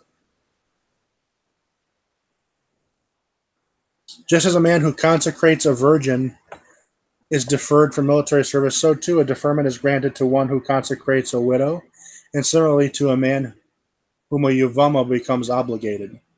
Even if there are 5 brothers and one of them dies, all should return from the battlefront. If a man consecrates a wife on the condition that the Kiddushin take effect retroactively, from the day they were given a year has passed, and that time period is completed during a war, he should return from the battlefront. A person who remarries his divorcee and one who consecrates a woman he is forbidden to marry, for example, a widow for a high priest, a divorcee, or a woman who has undergone halitza for a common priest, or a mamzer or a natina to an Israelite or an Israelitis to a mamzer or a natin, should not return from the battlefield. All those who return from the army camp return when they hear the proclamation of the priest. They must supply food and water for their brethren in the army and fix the roads for them. The following should not go out of the army camp at all and should not be bothered for any obligation whatsoever. One who builds a house and dedicates it, one who marries the woman he consecrated or his yavama, one who redeems his vineyard. They are not conscripted until the completion of 1 year, as Deuteronomy 24:5 states. He must remain free for his home for 1 year and to rejoice with the bride he took. The oral tradition teaches that the 1-year deferment applies whether he purchased a house, married a woman, or began to benefit from the fruit of his vineyard. During this entire year, he is not obligated to supply the troops with food or water. He should not fix the roads, guard the walls, or pay the levy for the beams of the gates of the city. As it states, he shall not enter military service or be assigned any duties. The repetition of the prohibition teaches that the transgression of 2 prohibitions are involved. He is not obligated to his city nor the army. If a person builds a house and rents it to others, in the event the tenants pay the rent beforehand, it is considered as if he already benefited from it. If they do not pay him rent until after 12 months have passed, it is considered as if he has not yet derived benefit. The following rules apply when a man built a house, placed his belongings aside, and locked them within. If he has to spend time guarding them, it is considered as if he derived benefit from the home and began dwelling there. If he does not have to sit and guard them, he is considered as one who has derived no benefit from his home as of yet. Anyone that builds a house or plants a vineyard outside of the land of Israel is not sent back from the battlefront. To whom does the phrase, "Is there a man who is afraid or faint-hearted," refer? The phrase should be interpreted simply as applying to a person whose heart is not brave enough to stand in the throes of battle. Once a soldier enters the throes of battle, he should rely on the hope of Israel and their Savior in times of need. He should realize that he is fighting for the sake of the oneness of God's name. Therefore, he should place his soul in his hand and not show fright or fear. He should not worry about his wife or children. On the contrary, he should wipe their memory from his heart, removing all thoughts from his mind except the war. Anyone who begins to feel anxious and worry in the midst of a battle to the point where he frightens himself violates a negative commandment, as it is written in Deuteronomy 23. Do not be faint-hearted, do not be afraid, do not panic, and do not break ranks before them. Furthermore, he is responsible for the blood of the entire Jewish nation. If he is not valiant, if he does not wage war with all his heart and soul, if he is considered as if he shed the blood of the entire people. As 28 says, let him go home, lest he demoralize the hearts of his brethren like his own. Similarly, the prophetic tradition explicitly states, cursed be he who does God's work deceitfully. Cursed be he who withholds his sword from blood. Jeremiah 48:10. In contrast, anyone who fights with his entire heart, without fear and the intention of sanctifying God's name alone, can be assured that he will find no harm, nor will bad overtake him. He will be granted a proper family in Israel and gather merit for himself and his children forever. He will also merit eternal life in the world to come, as Samuel 25:28-29 states, God will certainly make my Lord a faithful house, for my Lord fights the wars of God, and evil will not be found within you. And my Lord's soul will be bound in a bond with the life of God, love life with God. That's chapter 7. Boy, is that meaty. Yes, it is. Okay, what is a yavima? Yeah, that's what that's what I was describing earlier. Yavam is when a woman becomes a widow, her husband dies. The brother of the husband is obligated to marry her. She's a yavama. That'd be so. If I had a brother, which I don't, and he died, I'd be obligated to marry his wife, Right. his widow. So what it's saying is that whether or not you marrying a virgin or a divorcee or a yavama, someone you're obligated to marry, you're still exempt from military service for 1 year. So you build a house, you plant a vineyard, and you get married. You get out of the draft, so to speak, for 1 year. Okay, can you define they will not come back from the battlefield? It basically means that they're not a part of that rule, that they don't get to come home. They're not a part of the exemption. Like if someone builds a house outside of Eretz Yisrael, he doesn't get exempted. If he marries someone he's not allowed to by the Torah, he's not exempt. That type of thing. Okay, because that's what I was hoping you were going to say. It's like he doesn't come. It's like you got to make sure these guys are killed so they don't come back. Oh no. Yeah, I know I know, but that's kind of the way it reads. Yeah. Okay. Didn't want that put out there for anybody who thought that way. No, that's not what it means at all. Okay. It's basically like, oh, you broke the Torah and you married your sister. You're not only are you a redneck mongoloid, you're not getting out of fighting this war. Right. Okay, for one who plants a vineyard, you wouldn't let the food go to waste. That's what I'm thinking. But No, that's not the reason. Okay, yeah. Why these? I mean, It's very simple. This is people trip over this one, and they miss the real reason behind it, trying to find all these other reasons. It's so these people that have embarked on something new and exciting, like building a house or getting married or planting a vineyard and starting a business, have an opportunity to enjoy that part of their life. That's why there's a 1-year deferment on military service. It's not so good that a new husband should go out and die, or someone who builds a house should go out and die, leaving it empty, or someone who starts a vineyard should go out and die, leaving it unpicked and unused. These people get to enjoy these new things that they have undertaken. And what that implies is basically if you have something going for you, you're not going to be put in harm's way. The only people that have to go to war are people that don't really have anything new in their lives going on that they would be leaving behind unattended if they were to, God forbid, be killed.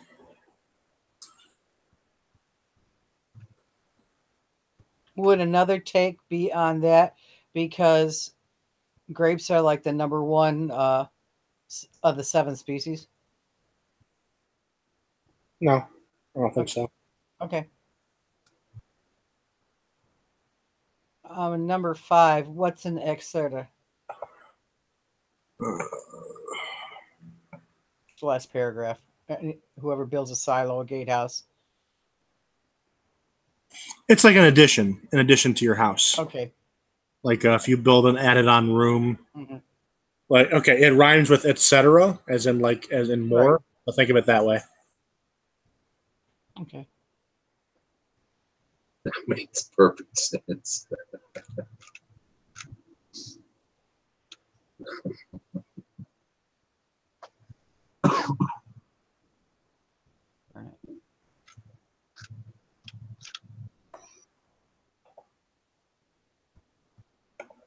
This is new.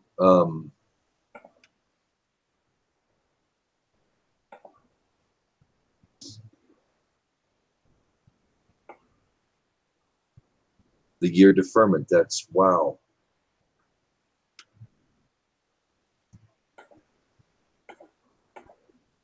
I see this happen over here anyway. Happened with my sister. They get married, and he immediately joins the army. Mm-hmm. Voluntarily. Right. And it ripped him apart. I've had 2 friends of mine that happened to. They're left at home, and he's gone. You know, they just got married. Yep. Well, I know. I got drafted within months of getting married. Oh, and they're not keeping Torah law there. No, not any idea. Well, and here we draft people starting if they finished high school starting at 17.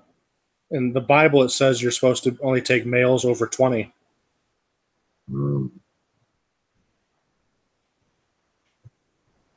I was 24, so it's a moot point.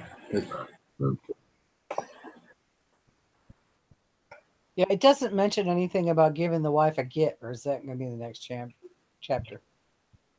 Why would you give her a get? When you go to war?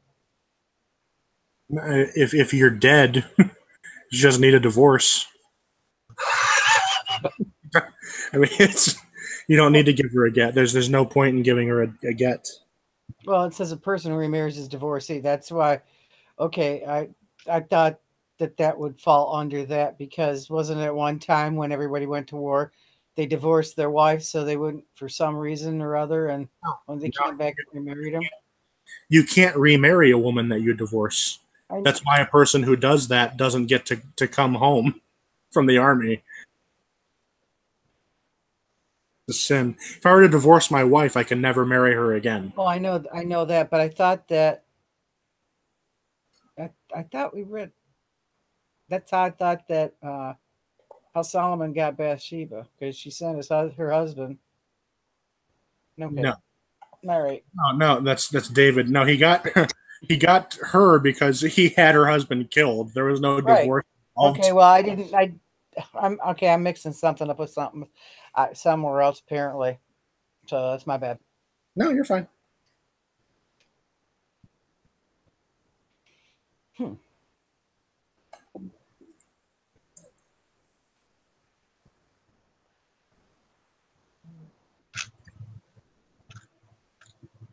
Yeah, but I really liked 15. That's like a, Yeah.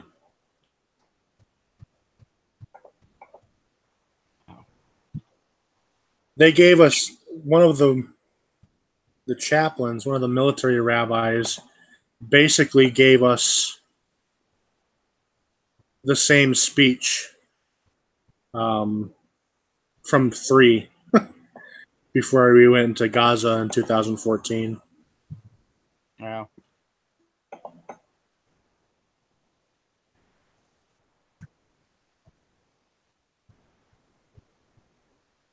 15 is a tall order. It explains why you need to put yourself in this frame of mind. Mm-hmm.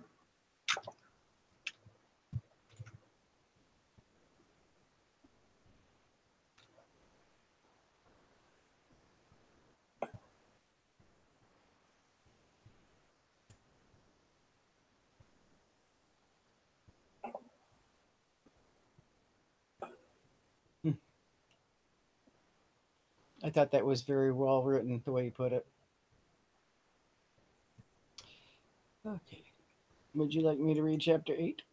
Real quick, I just want to say on the last paragraph on 15, something else I really liked. Yeah. Anyone who fights with his entire heart, without fear, the intention of sanctifying his God name alone, can be assured that he will find no harm, nor will bad overtake him. He will be granted a proper family in Israel and gather merit for himself and his children forever. You know, that really kind of summed up. I mean, that reading it again, it's almost like the army is an army of paladins. You have to, even the army has to be holy, you know, and priestly and good and shine on the battlefield. Entire heart, you know, that really sums it all up, I think. I like that. They are children of the king, which makes you guys, you know, and the king. I mean, you get the king being God, and it's like he gave you the land to take care of it, and to be his people. So keep that in mind.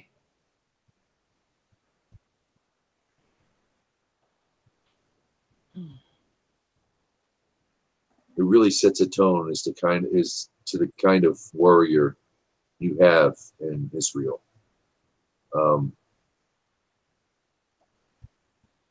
It really sets the tone for their adversaries too. Oh, yeah. Well, we have the worst. Don't you? Yeah. You get all the good stuff, don't you? All the fun bunch. Yeah. Well, I can tell you, I mean, chapter 15 is very hard. I'm not even entirely sure, just based on my own experience, that 15 is entirely possible. Right.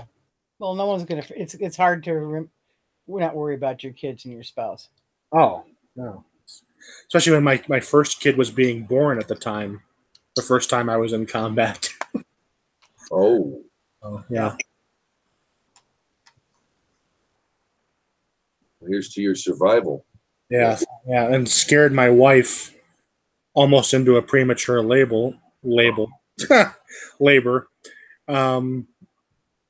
because this army, as it is basically run by 19 and 20-year-olds that don't want to be there, you can't always guarantee everybody's professionalism. So when I got wounded, they accidentally reported it to my wife that I had been killed. Oh my gosh! Which they had to reverse course on within a couple hours. So yeah, she had to go to the hospital for that because of the anxiety and everything. of thinking I was dead. And while she was there, she went into labor. And while she was in labor, I believe the army sent someone to the hospital personally to apologize. Like, your husband's not dead. He's alive. He's hurt, but he's alive. But you're not a widow. So, Good. Yeah. Tell him he's a dad in the next 12 hours. Yeah. Yeah, basically. And yeah, I was fine. I was able to go home a couple days after that. So. Wow. That's horrible.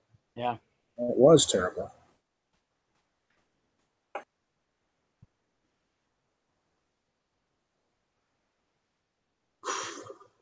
Yeah, I'd love to meet the clerk who made that typo. They rearranged their teeth a little bit. You say a little unfinished business. Yeah, but who's resentful or anything? No. Not me. We don't harbor grudges, but he does owe you one. Yeah. Yeah. One swift one right upside the head.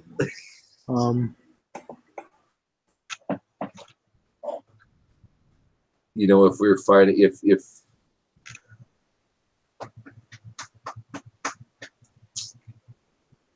What? I don't know, you know, sometimes if you don't know about stuff, you should shut up about it. But No. My spoiled American is looking at 15 again and going through it.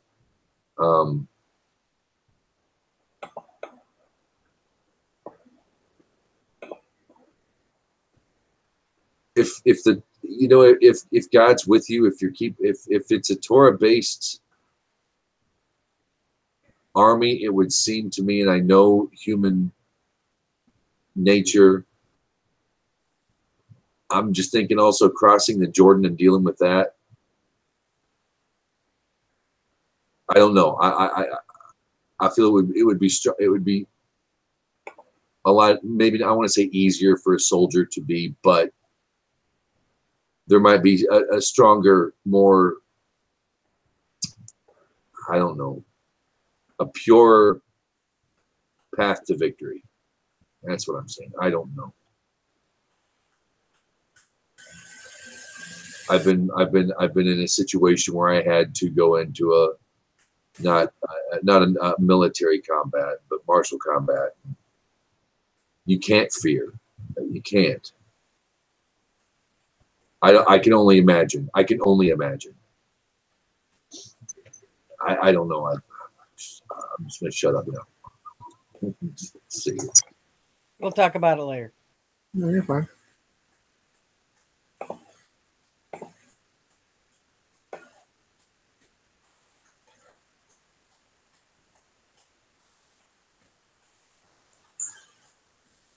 All right. I'll take number 8 if you want me to. Oh, go ahead.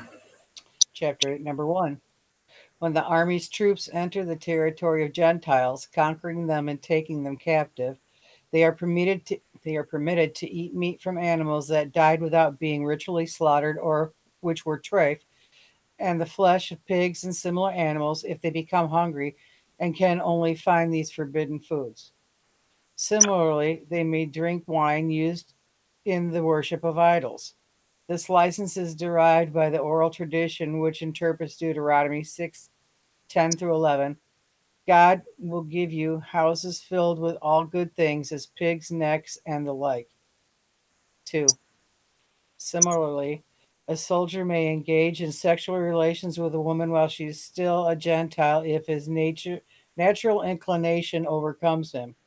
However, he may not engage in sexual relations with her and then go on his way. Rather, he must bring her into his home, as Deuteronomy 2:11 states, "If you see a beautiful woman among the prisoners, you shall bring her into the midst of your home." It is forbidden for him to engage in sexual relations with her a second time until he marries her.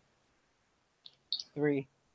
Relations with the Yafat are only permitted while she is in captivity, as the verse states, "If you see among the prisoners."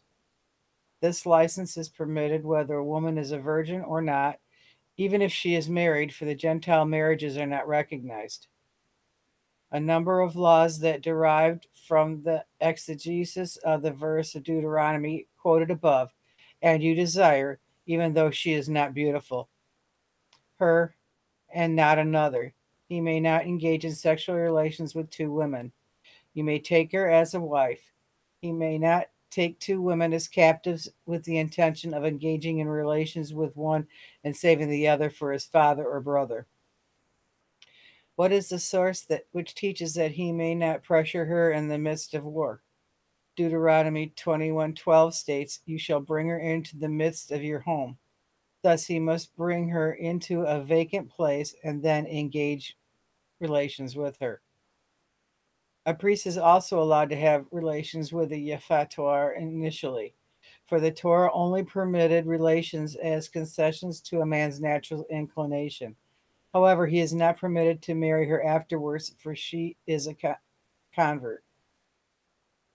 5. What is the procedure which a Jew must follow regarding Yafet Torah after he's had relations with her once she is still a Gentile?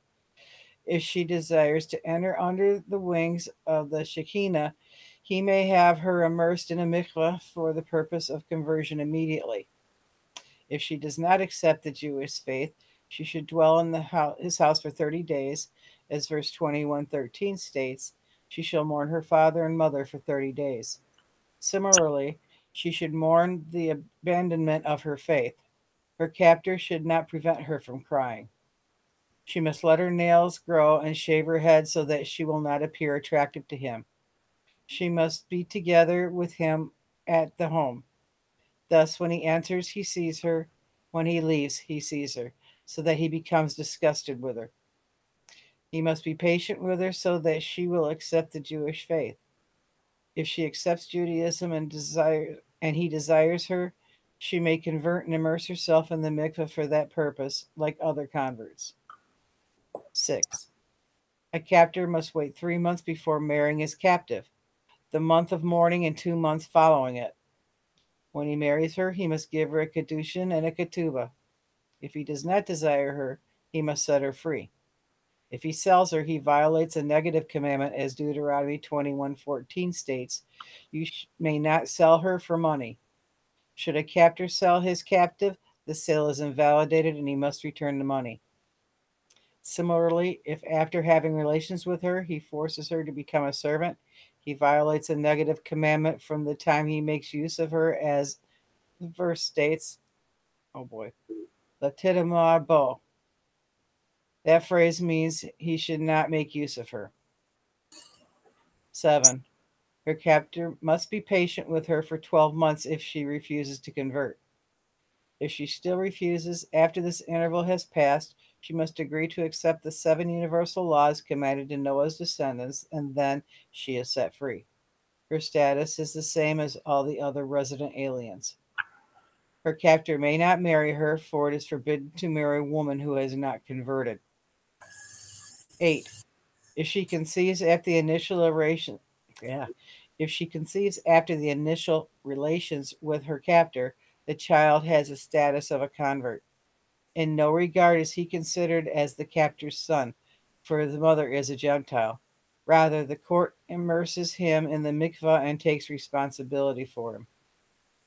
Tamar was conceived from King David's initial relations with the Yafat Toar, but Avshalom was conceived after marriage. Thus, Tamar was only Avshalom's maternal sister, and thus would have been permitted to Amnon.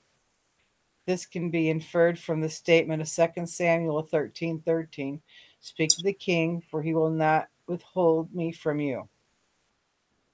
9. A Yafat Toar does not desire to abandon idol worship after 12 months should be executed.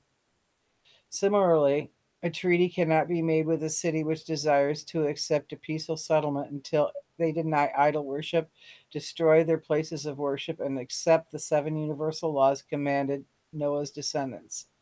For every Gentile who does not accept these commandments must be executed if he is under our undisputed authority. 10. Moses only gave the Torah and the mitzvot as an inheritance to Israel.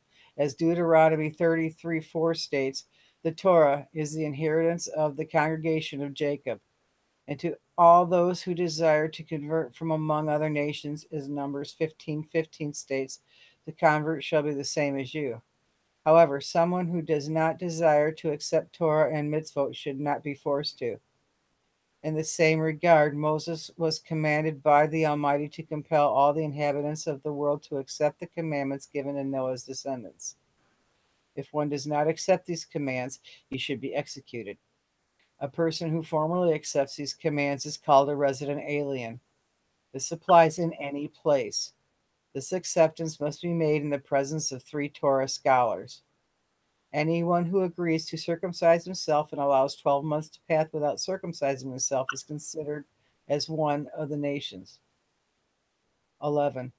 Anyone who accepts upon himself the fulfillment of these 7 mitzvot and is precise in their observance is considered one of the pious among the Gentiles and will merit a share in the world to come. This applies only when he accepts them and fulfills them, because the Holy One, blessed be he, commanded them in the Torah and informed us that through Moses, our teacher, that Noah's descendants have been commanded to fulfill them previously. However, if he fulfills them out of intellectual conviction, he is not a resident alien, nor a pious among the Gentiles, nor of their wise men. The end of 7. Excuse me, the end of 8.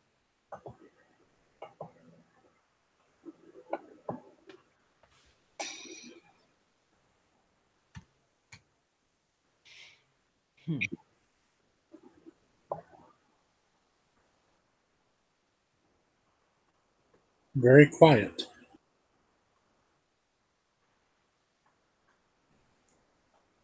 No, I'm still hanging. Okay. James, you have anything? Well, I'm a little slow with my Hebrew, and after my last fumbling, bumbling statement, I want to make sure I know what I'm talking about before I open my mouth. Well, we got the Ger. Got my favorite, one of my favorite old topics. They say resident alien.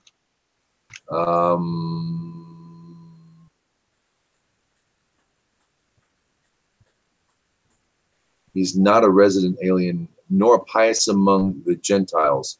Is the pious among the Gentiles just a Maimonides thing? No. No. It's a Talmudic thing as well. Okay then. What I think James is kind of stumbling over, if he fulfills them out of intellectual conviction, would that basically say at face value and not intentional? If a person, a non-Jew, accepts the 7 laws because, like, okay, these laws make sense, they're good for society, fine, I'll do this, but not because God commanded them, then he's missing the point. And he's not considered really pious or anything like that. But if a Gentile observes the 7 laws because God commands it, and not for any other ulterior reason, he's pious.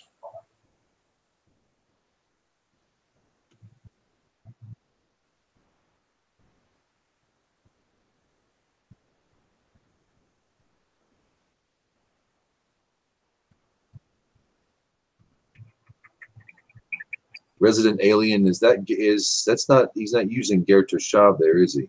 Yes, he is. Okay, I'm looking for it. Oh, there it is, Ger Toshav. Oh, yeah. What else was there? There's another form of Ger, or it looked like. Exotic. The Ger Hagor of Numbers 15:15, which is a full convert.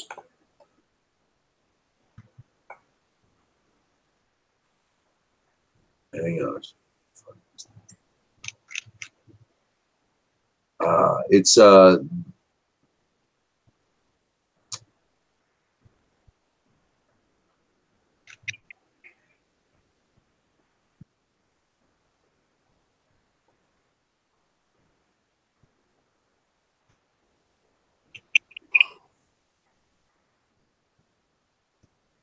Wow. okay.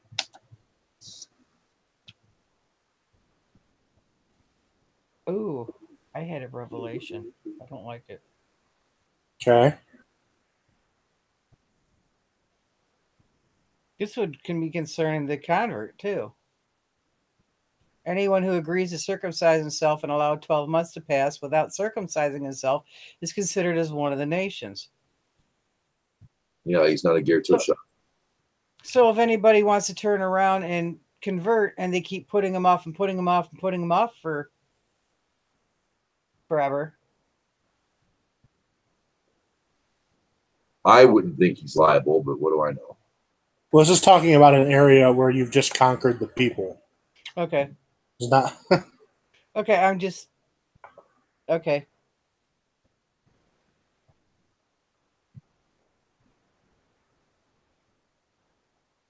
Puts the resident alien in perspective. I just like that it's there.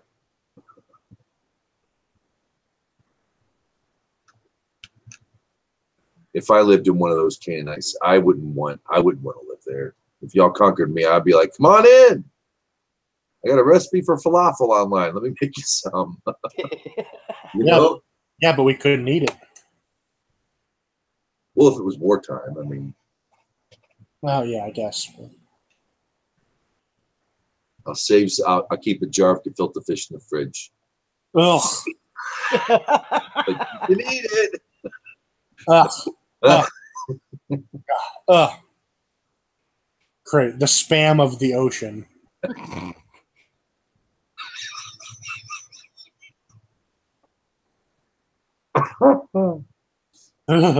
Ugh.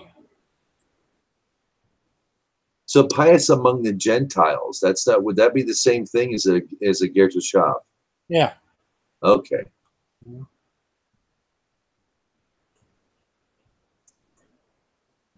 He's very kind, I think. There's a lot of kindness in 10 and 11. On whose part? God, Maimonides, the law. I get a lot of kindness out of this. Of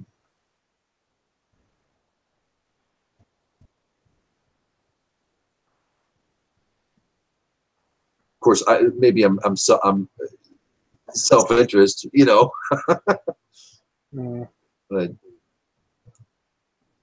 you know, you might not say it's not kind. You know, people would say it's extreme to execute people who refuse the 7 laws. But I don't think it was a big problem, to be honest. I don't. If it happened at all, I don't. After 12 months, I mean, really, this whole chapter is mostly about the Yafet Tor, this captured woman. You know, she has 12 months. You know, and you're supposed to be nice to her and patient to her. I mean, yeah, you should be nice and patient. I mean, first of all, this woman is shacked up with a guy that probably killed her parents in a war. She has to mourn her family and everything, and she has to mourn the loss of all of her kinfolk and everything while she's living with the guy that probably did it. And if she converts, he basically is obligated to marry her. Which I think is right. I don't think you should just use someone like a war captive and then just ditch them. So it's not real nice. Are these laws put into place because, and I've always found there to be in a lot of stuff. I mean, from what I read about the Celts and elsewhere, amongst a battlefield, the drive for sex is sometimes goes on overload. Yes. Okay. Well, I mean, what this set of laws is really trying to do is trying to prevent a situation which today we recognize as something called war rape, where, you know, soldiers who are all hyped. You know, it's a very testosterone-driven environment. You come across a woman, and you do what you do with her, whatever. What it's trying to do is it's trying to disincentivize you from doing that. Because if you do that, you're now obligated to marry her. Think you're going to have a happy marriage with a woman you just raped in warfare? You're not. That's why there's these rules where if she has to let her nails grow long and she has to shave her head, so it can't be based on physical attraction. This soldier would have to really care for this woman in order to marry her. Otherwise, he can send her away, but he can't sell her or anything. He can't derive any benefit from her. This is trying to make a situation where a soldier would come across a woman alone on the battlefield and he would think twice about forcing himself on her because he doesn't want all these obligations. He doesn't. Yeah, wasting senior marriage. Yeah. Mm-hmm.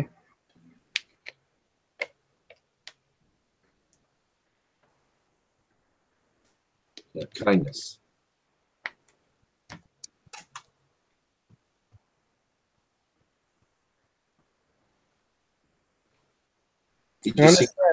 Understand that back then warfare was much more brutal than it is today. Yeah.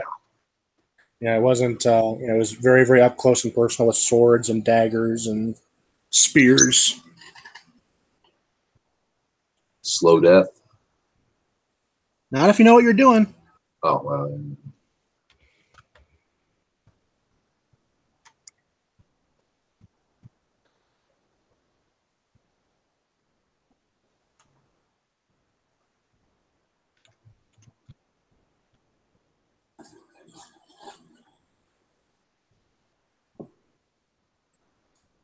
Noah's descendants, B'nai Noah. Previously, he says that too in here. They've been commanded previously.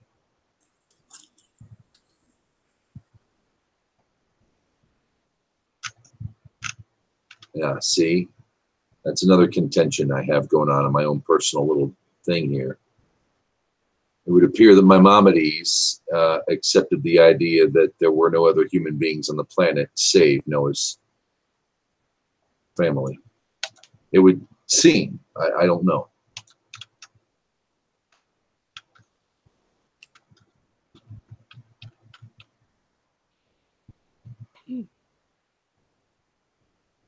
Okay, moving along. It's your turn to read, James. Okay. Hey! Another one of my favorite topics. Chapter 9. 6 precepts were commanded to Adam. The prohibition against worship of false gods, the prohibition against cursing God, the prohibition against murder, the prohibition against incest and adultery, the prohibition against theft, and the command to establish laws and courts of justice.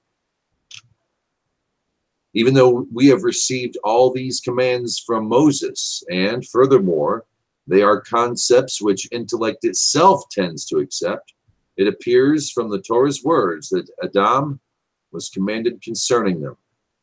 The prohibition against eating flesh from a living animal was added for Noah, as Genesis 9:4 states, nevertheless, you may not eat flesh with its life, which is its blood. Thus, there are 7 mitzvot. These matters remained the same throughout the world until Abraham.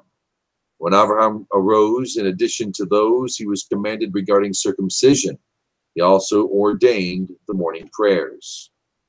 Isaac separated tithes and ordained an additional prayer service before sunset. Jacob added a prohibition against eating the sciatic nerve. He also ordained the evening prayers. In Egypt, Amram was commanded regarding other mitzvot. Ultimately, Moses came and the Torah was completed by him. 2. A Gentile who worships false gods is liable provided he worships them in an accepted manner. A Gentile is executed for every type of foreign worship which a Jewish court would consider worthy of capital punishment. However, a Gentile is not executed for a type of foreign worship which a Jewish court would not deem worthy of capital punishment. Nevertheless, even though a Gentile will not be executed for these forms of worship, he is forbidden to engage in all of them. We should not allow them to erect a monument or to plant an Asherah or to make images and the like, even though they are only for the sake of beauty. A Gentile who curses God's name, whether he uses God's unique name or one of his other names in any language, is liable. This law does not apply with regard to Jews. A Gentile who slays any soul, even a fetus in its mother's womb, should be executed in retribution for its death. Similarly, if he slew a person who would have otherwise died in the near future, placed a person before a lion, or starved a person to death, he should be executed, for though one manner or another he killed. Similarly, one should be executed if he killed a pursuer when he could have saved the latter's potential victim by maiming one of the pursuer's limbs. These laws do not apply with regard to Jews. There are six illicit sexual relations forbidden to a Gentile: his mother, his father's wife, a married woman, his maternal sister, a male, and animal. These prohibitions are derived from the verse Genesis 2:24, therefore a man shall leave his father and his mother and cling to his wife, and they shall become one flesh. His father alludes to his father's wife. His mother is to be understood simply. Cling to his wife and not his colleague's wife. His wife and not a male. They shall become one flesh. This excludes a domesticated animal, beast, or fowl, for a man can never become one flesh with them. The prohibition against relations with a maternal sister is derived from the verse in Genesis 20:13, she is my sister, my father's daughter, but not my mother's. Thus, she became my wife. 6. A Gentile is liable for relations with his mother, even though she was seduced or raped by his father and never married to him. She is nevertheless his mother. He is liable for relations with his father's wife, even after his father's death. He is liable for relations with a male, whether a minor or an adult, and with an animal, whether young or old. In the latter instance, a Gentile alone is executed and not the animal. We are only commanded to kill an animal with which a Jew engaged in relations. 7. A Gentile is not excluded for adultery with his colleague's wife, unless they engage in relations in the normal manner after she had engaged in relations with her husband at least once.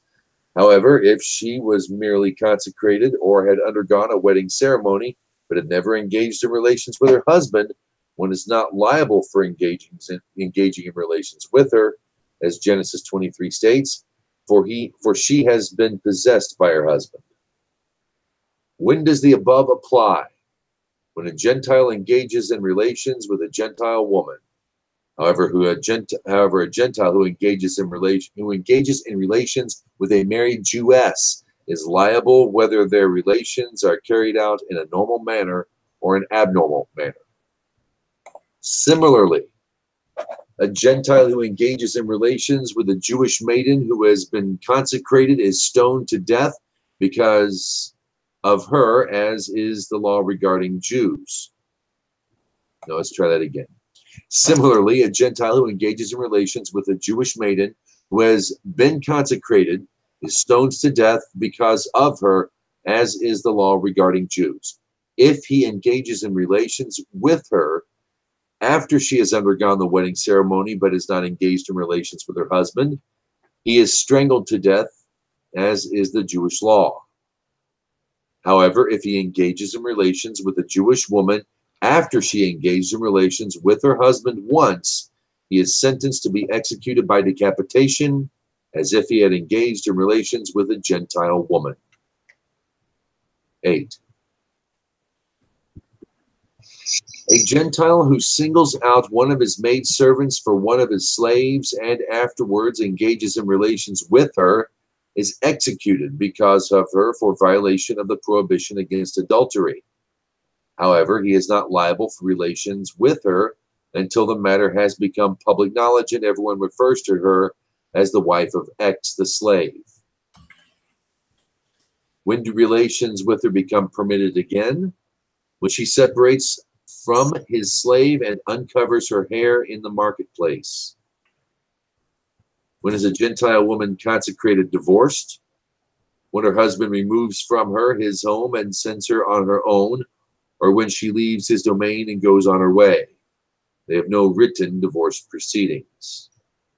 The matter is not dependent on the man's violation alone. Whenever he or she decide to separate, they may and then are no longer considered as married. 9. A Gentile is liable for violating the prohibition against theft, whether he stole from another Gentile or from a Jew. This applies to one who forcefully robs an individual or steals money, a kidnapper, an employer who withholds his workers' wages, and the like, even a worker who eats from his employer's produce when he was not working. In all such cases, he is liable and is considered as a robber. With regard to Jews, the law is different. Similarly, a Gentile is liable for stealing an object worth less than a pruta. Thus, if one Gentile stole an object worth less than a pruta, and another Gentile stole it from him, they are both executed because of it. Similarly, a Gentile is liable for violating the prohibition against eating a limb or flesh from a living creature. This applies regardless of the amount involved, for the specification of minimum amounts only apply to the Jews. A Gentile is permitted blood from a living creature. The prohibition applies to a limb or flesh that is separated from either a domesticated animal or a beast. However, it appears to me that a Gentile is not executed for eating a limb taken from a living bird. 12. Although one slaughters an animal, even if one severs the two signs that distinguish it as having been slaughtered in a kosher manner, as long as the animal moves convulsively, the limbs and meat which are separated from it are forbidden to a Gentile because of the prohibition against a limb from a living creature. 13. All prohibitions apply to a Jew regarding a limb from a living creature also apply to Gentiles. Furthermore, there are instances where a Gentile would be held liable and a Jew not liable, where a Gentile is liable for a living limb or flesh from a living creature, whether from a domesticated animal or a beast, whether from a kosher or a non-kosher species. Similarly, a Gentile is forbidden to partake of a limb from a living creature, for a limb or flesh which is separated from an animal that is moving convulsively, even though a Jew has already severed the two sides. 14. How must Gentiles fulfill the commandment to establish laws and courts? They are obligated to set up judges and magistrates in every major city to render judgment concerning these 6 mitzvot and to admonish the people regarding their observance. A Gentile who transgresses these 7 commands shall be executed by decapitation. For this reason, all the inhabitants of Shechem were obligated to die. Shechem kidnapped. They observed and were aware of his deeds, but did not judge him. The Gentile is executed on the basis of the testimony of one witness and the verdict of a single judge. No warning is required. Relatives may serve as witnesses. However, a woman may not serve as a witness or a judge for them. Thus ends 9.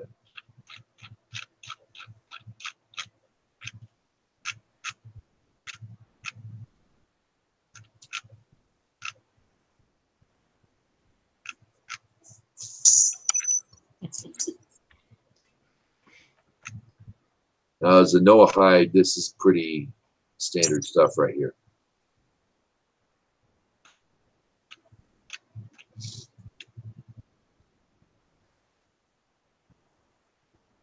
Now, every time he says Gentile, is he using the same word? B'nai Noach. B'nai Noach. B'nai Noach.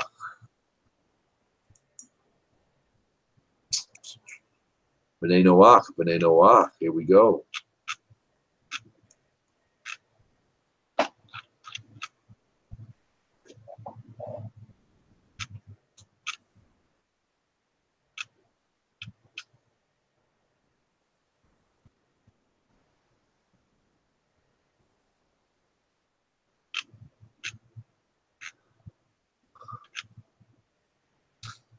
Pretty standard stuff.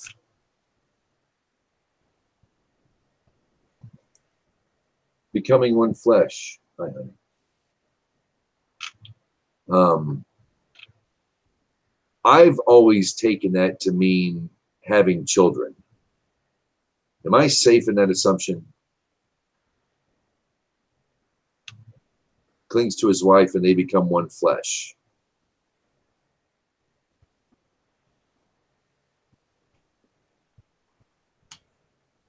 Anybody? No? Oh, wait a minute. Gav says there's something going on out in front of his house. Oh boy. Yeah. Be safe.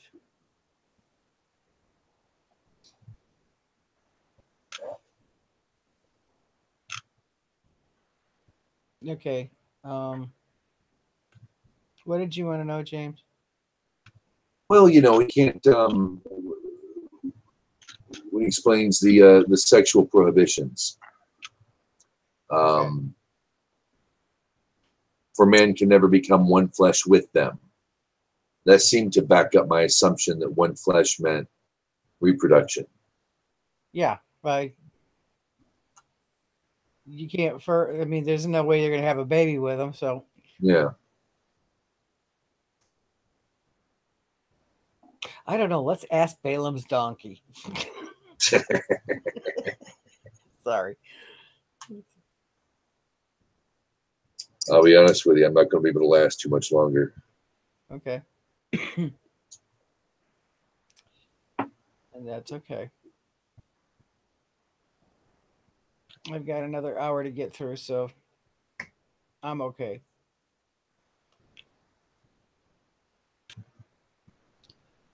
Other than that, am I on the right one? You just want me to go ahead and read number 10? Or do we want to call this quits? Huh? I think we can do that. I can hang for that. Okay. Okay, number 10. A Gentile who inadvertently violates one of his commandments is exempt from all punishment with the exception of a person who kills inadvertently.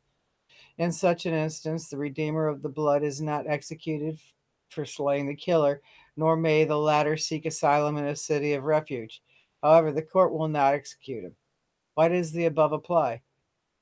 When he inadvertently violates a command without sinful intention, for example, a person who engages in relations with his colleague's wife under the impression that she is his own wife or unmarried.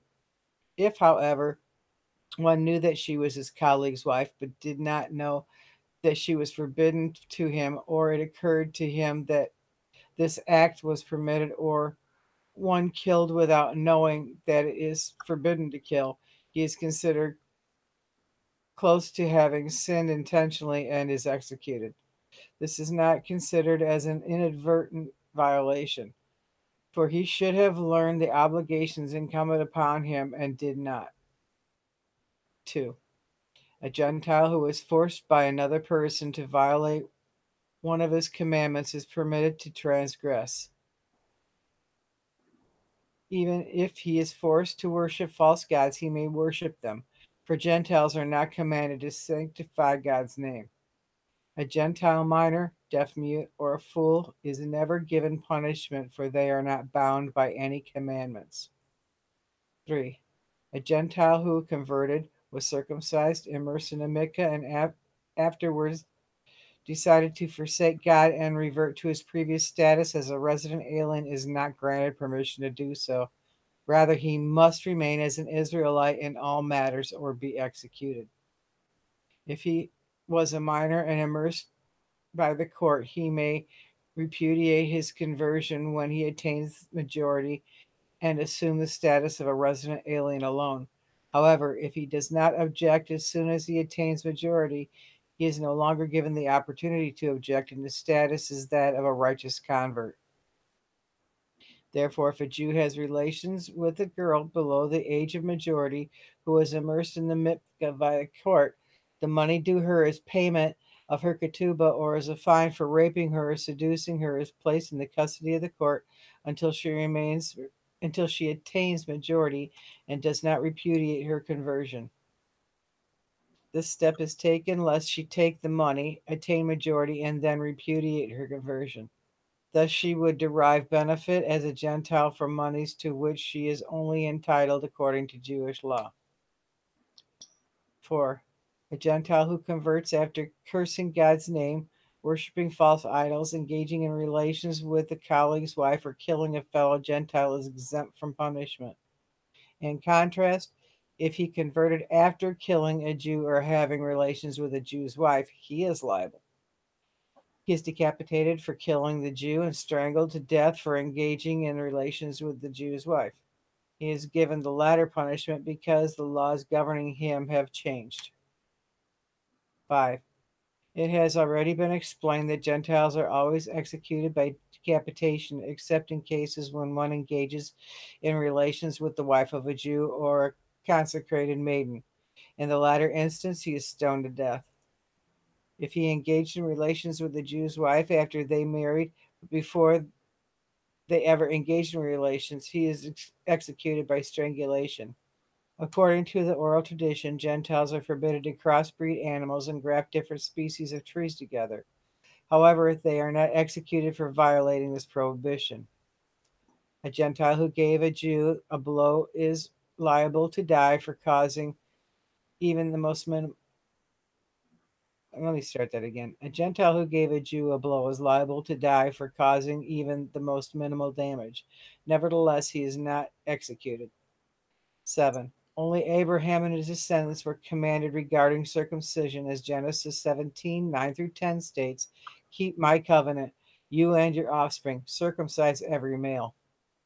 The descendants of Ishmael are excluded as implied by Genesis 21:12. It is through Isaac that your offspring will be called. Esau's descendants are also excluded, for Isaac told Jacob, Genesis 28:4, "May God grant Abraham's blessing to you and your descendants," implying that only he is the true offspring of Abraham who maintains his faith and his upright behavior. Thus, they alone are obligated in circumcision. 8. Our sages related that the descendants of Keturah, who are the offspring of Abraham that came after Isaac and Ishmael, are also obligated in circumcision. Since at present the descendants of Ishmael have become intermingled with the descendants of Keturah, they are all obligated to be circumcised on the 8th day. However, they are not executed for failure to perform this mitzvah. 9. A Gentile who studies the Torah is obligated to die. They should only be involved in the study of their 7 mitzvot. Similarly, a Gentile who rests even on a weekday, observing that day as Sabbath, is obligated to die. Needless to say, he is obligated for that punishment if he creates a festival for himself. The general principle governing these matters is they are not allowed to originate a new religion or create mitzvot for themselves based on their own decisions. They may either become righteous converts and accept all the mitzvot, or they retain their statuses without adding or detracting from them. If a Gentile studies Torah, makes a Sabbath, or creates a religious practice, a Jewish court should beat him, punish him, and inform him that he is obligated to die. However, he is not to be executed. 10. We should not prevent a Gentile who desires to perform one of the Torah's mitzvot in order to receive reward for doing so, provided he performs it as required. If he brings an animal to be sacrificed as a burnt offering, we should receive it. If a Gentile who observes the 7 mitzvot gives charity, we should accept it from him. It appears to me that it should be given to the Jewish poor, for the Gentile may derive his sustenance from the Jews, and that they are commanded to support him if necessary. In contrast, if an idolater gives charity, we should accept it from him and give to the Gentile poor. The Jewish court is obligated to appoint judges for these resident aliens to judge them according to these statutes so that the world may not become decadent. If the court sees fit to appoint judges from the resident aliens themselves, they may. If it seems fit to appoint them from among the Jews, they may. 12. Should two idolaters come before you to have their dispute judged according to Jewish law? If they both desire to be judged according to Torah law, they should be judged accordingly. If one desires to be judged according to the Torah law and does not the other, they are only forced to be judged according to their own laws. If there is a dispute between a Jew and idolater, if the Jew will fare better according to their laws, they are judged according to their laws. When the judgment is rendered, the judge explains, your law obligates this judgment. If the Jew will fare better according to our laws, they are judged according to Torah law. When the judgment is rendered, the judges explain, our laws obligates this judgment. It appears to me that this approach is not followed in regard to a resident alien. Rather, he was always judged according to their laws. Similarly, it appears to me that in regard to respect and honor, and also in regard to charity, the resident alien is to be treated as a Jew, for behold, we are commanded to sustain them, as Deuteronomy 14:21 states, you may not eat any animal that has not been properly slaughtered. Give it to the resident alien in your gates that he may eat it. Though our sages counseled against repeating of a greeting to them, that statement applies to idolaters and not resident aliens. However, our sages commanded us to visit the Gentiles when ill, to bury their dead in addition to the Jewish dead, and support their poor in addition to the Jewish poor for the sake of peace. Behold, Psalms 145:9 states, God is good to all, and his mercies extend over all his works. And Proverbs 3:17 states, the Torah's ways are pleasant ways, and all its paths are peace. The end of 10.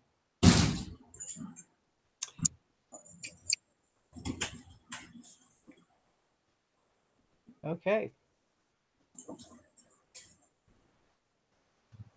You all right, Gav?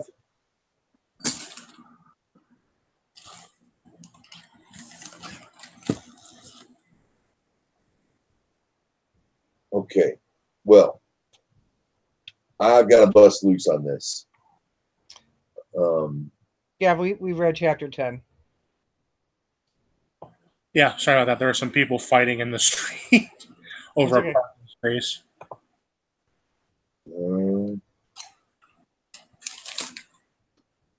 Yeah, I've got to go on about, I've just got to point this out. I've done it before. I made a meme on it. A Gentile who studies the Torah is obligated to die. Word used here is, well, it's the censored word. It's akum goy. A goy is not a b'nai noach. An akum, a worshiper of stars, if you will, an idolater, a heathen. No, a heathen's a good word. If you want to say it's a heathen, they're not bad people. They're just heathens. You know, a heathen who studies the Torah is obligated to die. A heathen who rests. You know, they're not original. They're not allowed to create a new religion. Can't create mitzvah for themselves. Become righteous converts. What's the word used here? Let me see that. I don't have my notes out. Yeah, if an akum studies, it's not a base Gentile. It gets tricky here. I think Chabad could have done a better job because it turns right around and says we should not prevent a Gentile who desires to perform one of the Torah's mitzvot in order to receive a reward from doing so, provided he performs them as required. But yet back here it says a Gentile who studies Torah. So we have to make that distinction, I think. A ben Noach. If we should not prevent a ben Noach, a b'nai Noach, a child of Noah. So I just have to point that out. I have to get on my soapbox here. Great. So down here when it talks about coming before, I mean, he'll make it really clear, or Chabad will make it very clear, should to idolaters, and it's the same word, akum. should two idolaters come before you? If there's a dispute between a Jew and an idolater, well, 9 should read an idolater who studies Torah, an idolater who rests. And 10 should read, we should not prevent a descendant of Noah, or a resident alien.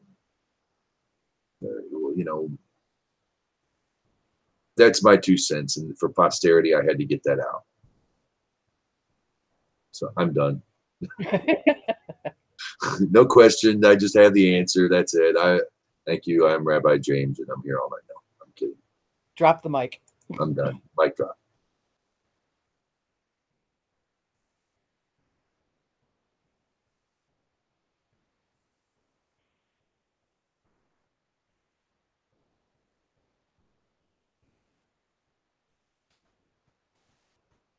When they get a little too precise in their wording and it all starts to sound the same, I get a little tongue-tied. So sorry if I didn't read that really well, because I'm not good with the law. So just spit it out what you mean to say.